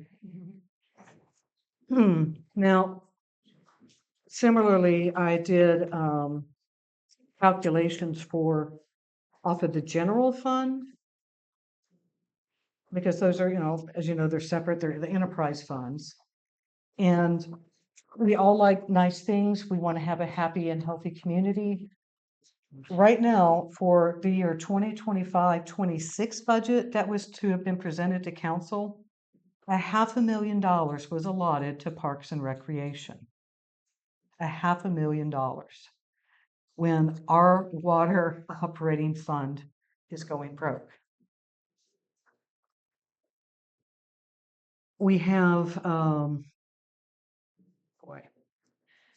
with Parks and Recreation, when you look in the budgets, you'll see revenues will combine Parks and Recreation, and it looks like a big happy number. When you go to the expenditures, they're broken out maybe by the skate park and the park facility and the youth program, so they look like smaller numbers. But starting in the 2017-18, we operated at a deficit of $94,000. It was budgeted for, and this one was a little difficult, I'm sorry, it might have been $250,000 with revenues expected of 145. That is built-in losses. For 2018 and 2019, it was budgeted for a revenue of $142,000 and expenses of $224,000, creating an $83,000 deficit. In the same year, the next year, $84,000 deficit, and the next, and the next. And mind you, as recent as 2020, it was a budget of $229,000. That's double. It is proposed to be double that while we've been running a significant deficit every single year. We had $145,000 in 2023, and the deficit would grow to $212 just for that year, not the total. That's each year. And if you calculate that up, since 2018, over $1 million lost. That doesn't take into account $177,000 per capita. It doesn't take into account the stimulus money. These are huge numbers. And it doesn't mean we have to shut down the parks, but it means we have got to consider and prioritize infrastructure, water, drainage. And we also have to reach out to the community and say, how can you supplement on these parks? It's not sustainable. $500,000 is not sustainable. Well, and one point, Kat, is that we only have about $1 million general fund yearly. We take in about $1 million, and so at $500,000 that it was projected to be budgeted, that's 49.3% of the only fund we have that you can use by choice. And so that is not, it's not that we don't care about it. It's that we have to look at the whole picture. So when someone comes up and says that budget has increased just in a few short years by $250,000, that is substantial. We have to look at why and how can we improve what we take in. Pat, I could have, I offer a couple? we have two other items. If we can kind of, if it's been a long night and it's kind of hard to stay focused at this point, and we do have a little more critical information, if it can wait, that would be helpful. You can wait. It's just Thank you. additional to what you said there. Item 9 and 10, we have no in-house ability to develop timely financial reports. And it's not a criticism on staff, but it hasn't been prioritized as a skill set that we have that ability. And we have no in-house ability to develop a budget and department trends over time. That is why you see these little silly sheets where I have by hand till 1 o'clock in the morning putting in the expected revenue, the expenditures, the anticipated deficit, the beginning and ending balances, and where you see that red going from left to right, that's where those deficits start, and it's a lot for a small town. Perry, you're up. We don't have in the beginning of this budget, there's no narratives. There's nothing that explains to the council, what is our budget look like? And we also saw some concerning issues of amendments being given to the council.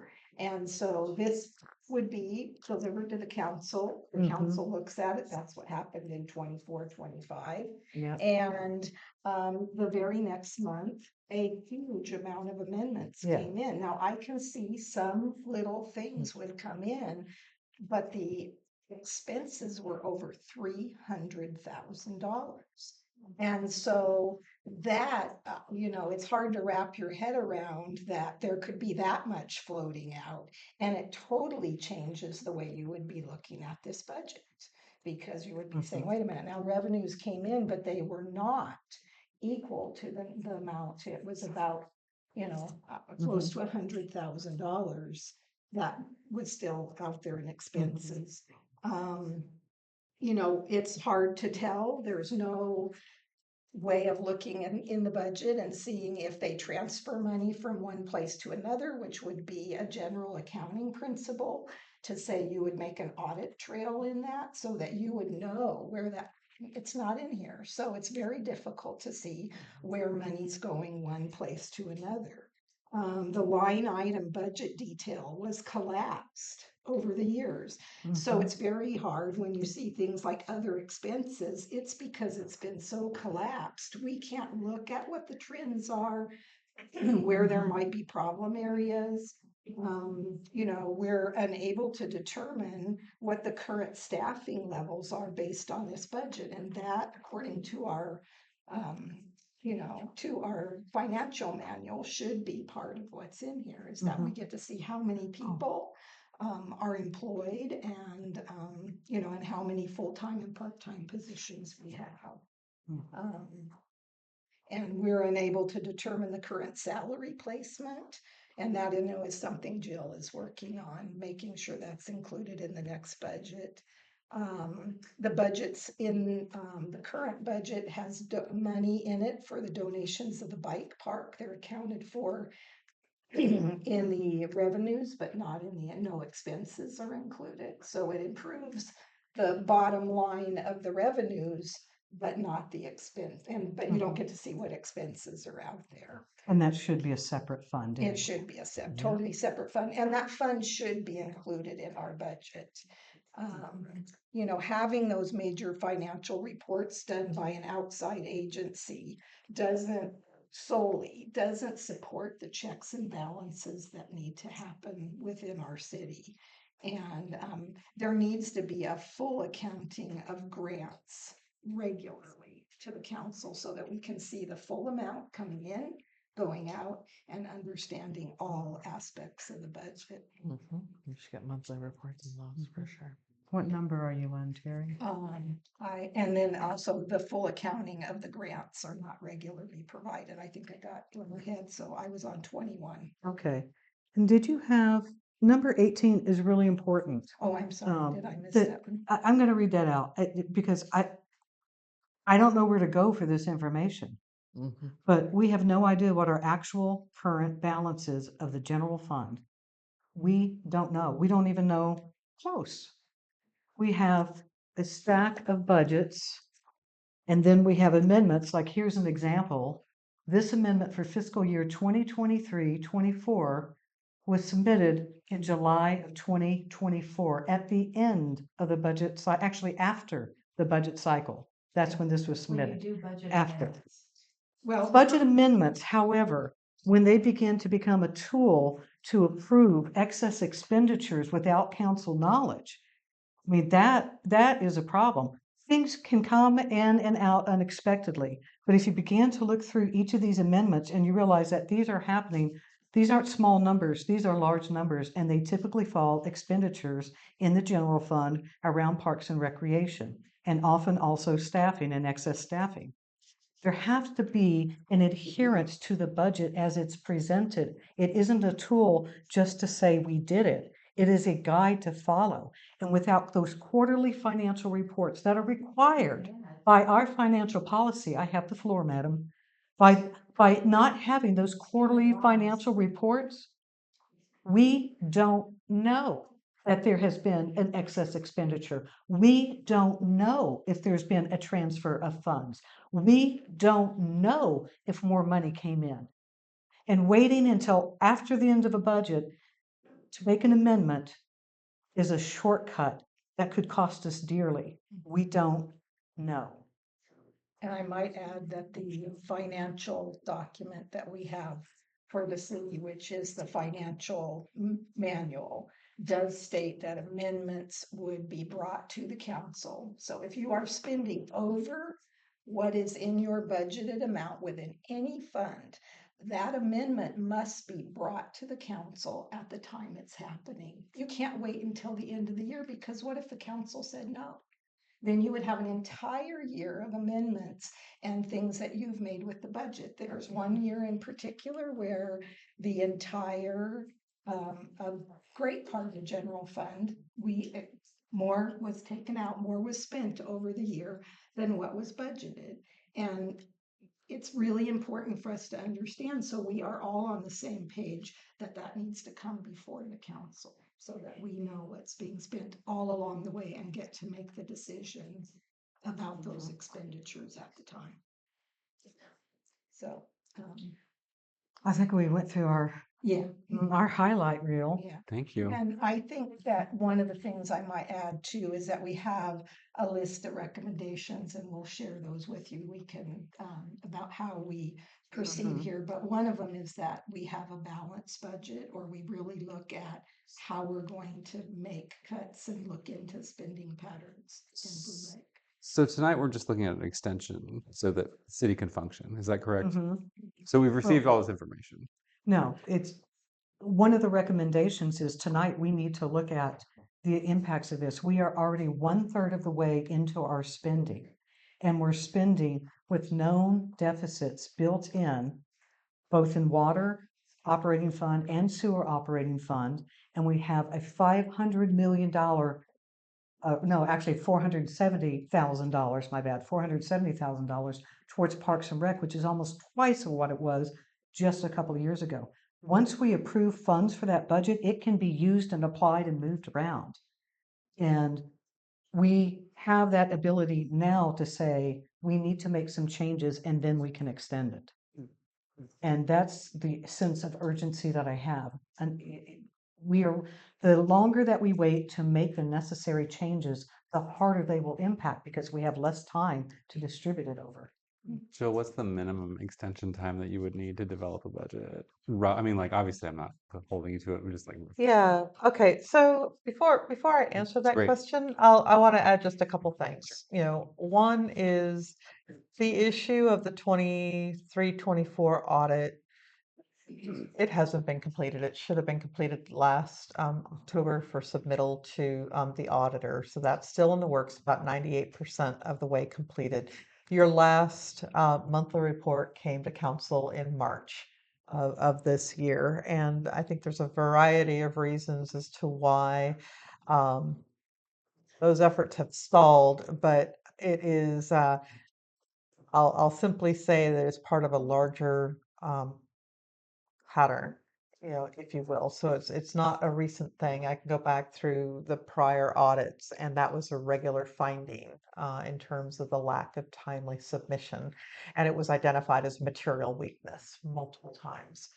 Um, so I don't have your numbers, but a lot of what you're describing is kind of coming through in other ways. So I don't have, like I said, I don't have specifics. Part of my challenge with looking at your budget is that you can't look at it and get your head wrapped around it really easy. I can't tell you what the story is about the organization. And primarily because of the way that the groupings are used and the fact that you don't have the ability to look back for trend lines, and that is really important. So as I've been trying to wrestle and not having any institutional knowledge, I'm kind of having to gauge. It's really great that the financial contractor is now re-engaged, and I was able to give him some revisions to start looking at. But I'm basically, and this is the next piece that's on me. I'm looking at reformatting it so that you can see your revenues, you can see your line items by GL, by fund, and then you've got your totals at the bottom. And that way we can see which fund is operating in, surplus or balanced or deficit. And depending on the fund and what kind of restrictions it may or may not have, how we can potentially start moving things around. It's also going to require that council's going to have to weigh in with prioritizing, what the city services will be. But right now, I can't, I mean, I literally got like the numbers that I can start plugging in today. But my intent is to bring you something forward that's going to let you get a sense of where you stand, based on the numbers. I'm not looking at trend lines. I'm looking very minimally at forecasting. But I think we can all acknowledge that the abilities to secure grant funds moving forward is going to become, increasingly difficult right now. The ability to secure loans, Yeah. I don't know that you can secure a loan because of the lack of audits and some of the lack of having a budget right now. So that just really puts. I just want to clarify. So, like with our water operating budget, which looks to bottom out and we have no reserve, it's feasible that we might not even be able to get a loan, at least not at any favorable rates. Superficially, I would say yes. Okay. There may be some workarounds, but and I think that's part of the reason why now let's take the work, get it somewhere, and look at where we are, right now for planning purposes. All of this information is really helpful in the sense that you can get a sense of like what was the pathway that has resulted in the current condition.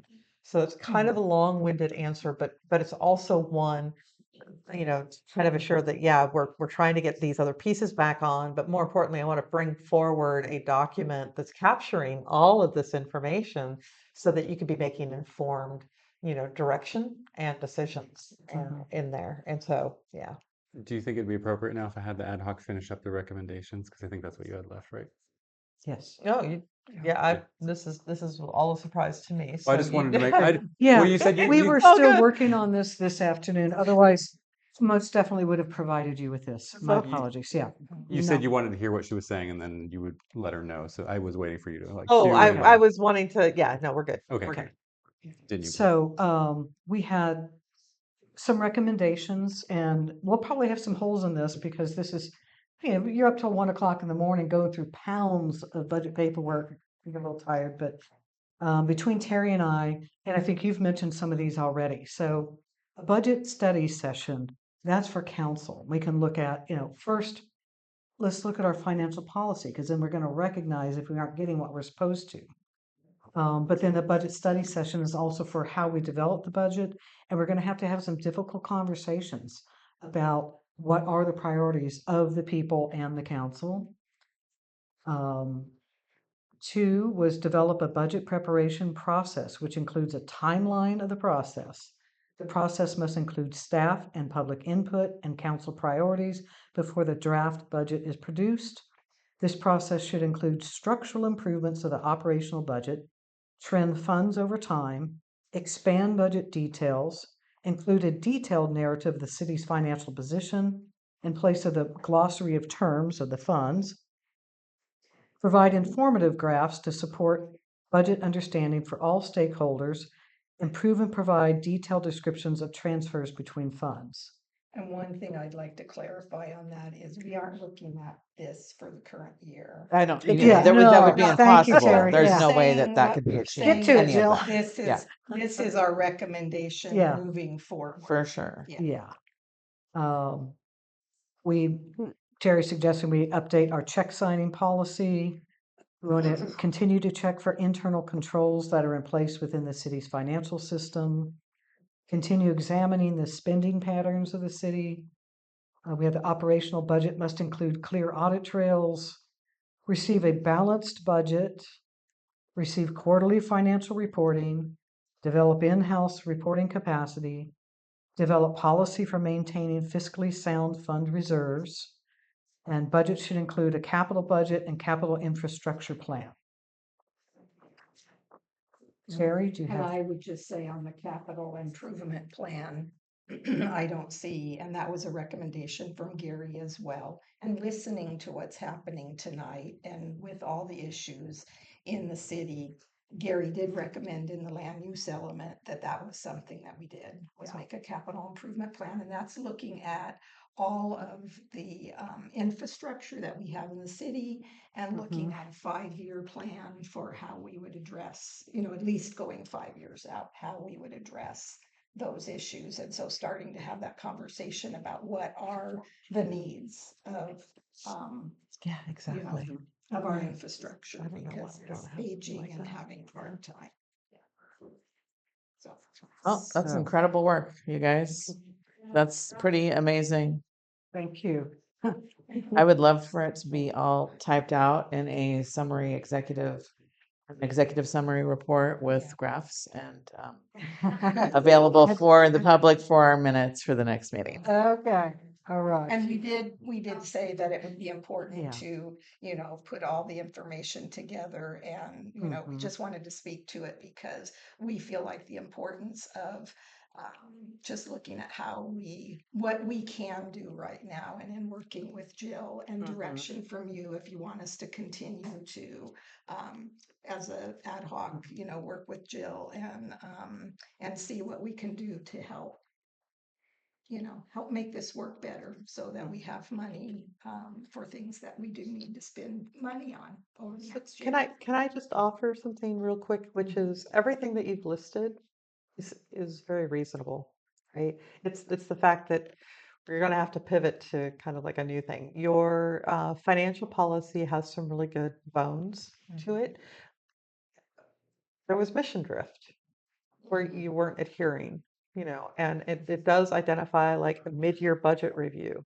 And a mid-year budget review from a timely perspective would mean, we're going to take a look. We can expect about a 50% expenditure, plus or minus, because your mid-year budget review. And more importantly, it serves the platform for, as your staff begins developing a budget, what are these trends looking like for right now? And can you give us, council, can you give us direction? It looks like we've gotten more revenue. We're proposing to expend and build that into the next, budget that would then come forward to council about May or June. So there is a timeline component and, ideally through your mid-year budget introduction, and then your draft, you would identify what that timeline would be in those different steps and whether or not you want to use an ad hoc committee or to form a, a financial committee of the city and, solicit members of the public to participate in that as well. You are really thin in terms of capacity. A larger entity like Fortuna or Arcata or Eureka, they're going to be able to do something like that because they've got the staff to help support. You don't have that here. So, there will be some challenges, but I think that everything that you're looking for, there should be nothing about a budget that is a mystery. Every single one of you, I should be able to say, what is your budget? What is your revenue? What are your expenditures? And what do you have here? And everybody should be able to hit it right there. You can't do it. No way. You can't do it. And that's been a challenge. So yeah, everything that you're asking for is reasonable. Please, send it over here. I'd like to incorporate it as part of the budget when we get it done, so that way we've got it memorialized in a document, so that moving forward with your next city manager, they've got some really clear directives on that. I've got a couple of other recommendations that I'll work on at another time because it's That was late my and we little- still have several Yeah. items Right. to be addressing, and we That do was have yours. one person who is located in Tennessee who is Okay. waiting right. to Okay. address us. Oh my. So do we need to open up this for public Thank you. comments? I think so. Public comment on this item? Well, yeah. You- Jenny, go ahead. He's in Tennessee. I just wanted to say that I am super thankful to hear the urgency and concern from your ad hoc committee. It's really consistent with the concern that I voiced to you in July when I looked at your budget. I think their concerns are really valid, and I just want to encourage the council that with your enterprise funds, what you adopted in your most recent rate study isn't even consistent with what your consultant had recommended. And then they made a suggestion that was even less than that, which you also did not adopt. And so part of the reason that you're seeing that super large loss in your water and sewer enterprise funds is because of that. And there's really no choice but to either decrease your expenses or increase your revenues by increasing your rates. So I was really glad to hear all the recommendations. I think they're super reasonable. I think that this council should be getting monthly financial statements and definitely quarterly ones. So it doesn't seem unreasonable at all to expect that your future city manager will do those things. Great, thank you. Hi, it's late and I'm punchy here, but I have to say, I don't know where these numbers are coming from. I don't know where you've got that information that we didn't have quarterly reports, because we always had quarterly reports from the previous city manager. And we had budgets that were on time and under budget every year. The audit was a whole nother thing. That was the auditor's issue and our fiscal officer's issue. Those were always a little late, but the budgets were always on time and under budget. And we had quarterly reports. We knew what was going on. And it's actually since this new council has come around that we've had $100,000 budget deficit, because firing Mandy Mager herself cost about $60,000. Not to mention the fact that we now have a lawyer at $250 an hour that's here. And we never had that before either. We had him when we needed him, but not every single meeting. So, a lot of what's happened is recent, very, very recent. Thank you.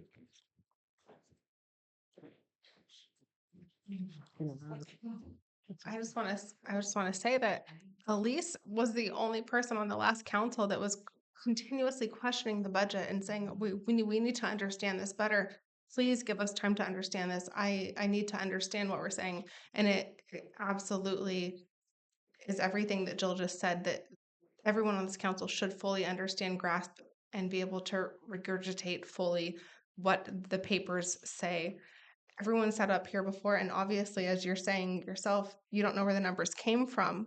I don't know where their numbers are coming Well, they're the from. same Let's numbers you would have focus had on in front. public comment. They're please. the Thanks. numbers that would have been in front of you had you still been retaining that seat. and you would have been in the same know with all that you are in this moment. And Elise is up for recall, and she is the only person who was fighting for understanding, and we need to understand why she is being targeted. And this is a perfect example. She stood out like a sore thumb or a green thumb, depending on how you look at it. Thank you. Thank you. She stole my joke. Who's next? Anybody else? All right, let's bring it back to council for, no, staff, did you say you don't want direction right now on this item? You're No, gonna no, no. I need you guys to approve that Okay. resolution. And as soon as I've got the draft, then I'll convene the ad hoc committee so we can start going over things and start making some recommendations in there. I mean, my feeling is we're going to tighten up the numbers, and if there are certain priorities that we need to ask of council, then we will bring that to you in November for introduction. And it might be introduced on the 20th, and we might have to approve it on the 25th. But I have a question, because I do want to be able to make it as expeditious a process as possible. Because we've seen the Parks and Recreation budget overall double in a few short years and effectively running at a deficit every single year, and that deficit increases. And knowing that we are very short on funds, what controls do you have in place, or what can you suggest that would be less than the 1/12? How can you monitor or help mitigate expenses from Parks and Rec without having to lay anybody off? I mean, Right. where and what can you so do? I think the big challenge is where the outlay of money comes in terms of timing, and that has been done. So it's like, you know, at the beginning of the summer, then through the summer, and now you're scaling back in terms of your activities. So the bulk of those funds have been extended for purposes of the activities. I've had conversations with, you know, park staff around, well, actually everybody, you know, no. Really take a look at the expenditures. I want to see, you know, anything that's, you know, going to be large. And so this is a new thing for them too, right? And so we're trying to raise that level of awareness. There's also an issue of we need to have your staff doesn't know how budgets work. So they don't know. They've been told how much they can spend. They don't know how to read and interpret a budget. Vicky knows how to read and interpret a budget, but in terms of everybody else, and I think that your Park and Recreations director has been learning, and she's doing her best. You know, but having that base familiarity with that, and so we're trying to do that. They do recognize that we had that conversation. So one thing, go ahead, No, Mr. just go ahead. There, in particular, supplies, and there are a couple of like kind of amorphous listings under there for expenditures, and they've grown from a few $1,000s to like $10,000, $13,000.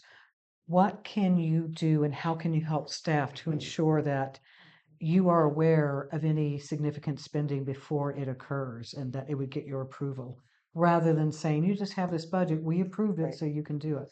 We'll just have another conversation with them to make sure to just double down on that. And like I say, the bulk of items that have been expended right now have been related primarily to the summer type things. There's been a few things that they're preparing for the concession stands, and I feel like that's a whole area that needs to have a different level of review.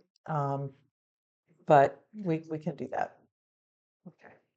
But So right now, you need us to direct, or we're gonna go ahead and do the 60-day extension. Is that what we're gonna do? we need the continuing resolution, but I hear the message loud and clear, and then I'll be working on putting together the revised budget for purposes of circulating to the ad hoc committee so that we can get you guys something at the November 20th, was it, or the 19th meeting? Yeah, I have it written down in my calendar.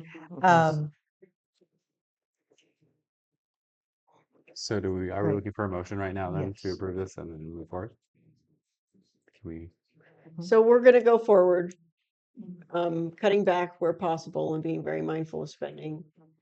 With the expectation that our new budget is gonna have potentially some reductions. We don't know where or how. Mhm. Is No, that what that'll I'm be, hearing? she has the numbers put together. Clearly, I think I've expressed my hesitancy and my concerns. And given Jill's experience and integrity and awareness and doggedness in this, I trust very much that you'll keep a keen eye and support staff and help them make the right decisions. So, whereas earlier I would have been ready to immediately propose some changes, I feel confident you'll be able to keep us on an even keel and be thoughtful. So I would myself, I would recommend that for now, we make this extension And, with, under that a motion? protest. Sounds like a motion. It's a motion. We have a motion by Second. Napier, second by Louis Lusso. All those in favor say aye. Aye. Aye. Aye. All, Aye. No. Aye. okay. Aye. Roll call. Thank you.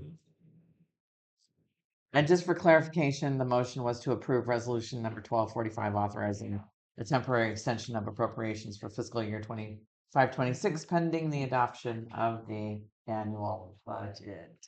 Your note taker appreciates you. Okay. All right, roll call vote, please. Napier, Aye. Louis Lusso, Aye. Sawatsky, Aye. Stefani, Aye. Bailiff. Aye. Motion passes unanimously. Thank You may sign that document. Oh, you get a signature So, page. And so the ad hoc and you are gonna be We're looking going to at this continue stuff doing our work. and Great. making changes and shifting and this and that before it comes to us, right? Yeah. Essentially. Item number 12, council correspondence, Natural Rural Water Association, notice of final loan payment. This Okay. is good news, Yay, right? we have no So money. the loan is paid, and I just wanted to make sure that you saw the notice as well as that final payment of $964. That one is done. There is another loan, I believe it's the one with REDAC, at about $1,200 a month, and that will sunset in March. And what was this for? Or what was it used for? Do you know? Yeah, we do. And now I'm just blanking on what it is. This was for the SCADA system. What? The SCADA system. It's a system. I It's don't a thing. It's a system. Doesn't it Okay. do our water? Yeah, it's a Yeah, software great. system for your water. So that way, if your tanks are getting high or low, and there's all sorts of reasons you can use SCADA. Think ICU with all those beeping, buzzing things for any things. Same thing. Gotcha. So moving on to HCOG RHA methodology and transmittal. This is just a letter that we received from Brendan Bird pertaining to the regional housing needs allocation. So we're looking at 41 units as we start looking forward to housing element number 7. Additionally, I do want to note that we received an email which had previously been sent out to members of the Safety Commission as well as council at the request of Mr. Kent Sawatsky. And we had a subsequent letter that Adeline has also submitted, which was left on your Got it. your thing on the dais. Okay. Dear diary. I was named specifically in his letter, so I felt that I had to let people know. As a public safety commissioner and chair, my side of the issue. So if I hadn't been mentioned specifically, and I guess I'm Miss Jones, nobody other than Jones passed on to me. So I thought I had to write a letter to clarify my position on that. Thank you. I wish he hadn't done that. Carry on. So we will now Need to adjourn to closed session. We do have somebody waiting. I'm gonna text her and let her know. Reports from council and staff. Oh. Let's just well, continue skip- those, shall we? Can we continue them or do we need to do them? We can continue it. Till What when? was We that? should have done it. To the next meeting. Standing item. Yeah, Great. standing. Nothing for tonight. Nothing for tonight. Nothing to report. I don't have anything. Great. We had, You guys did a great report. oh, thank you. Like Yes. Terry's incredible with her. Do you guys want to do it budget again? background. All right. No. Wait, are we not going into closed session? We are. Oh, okay.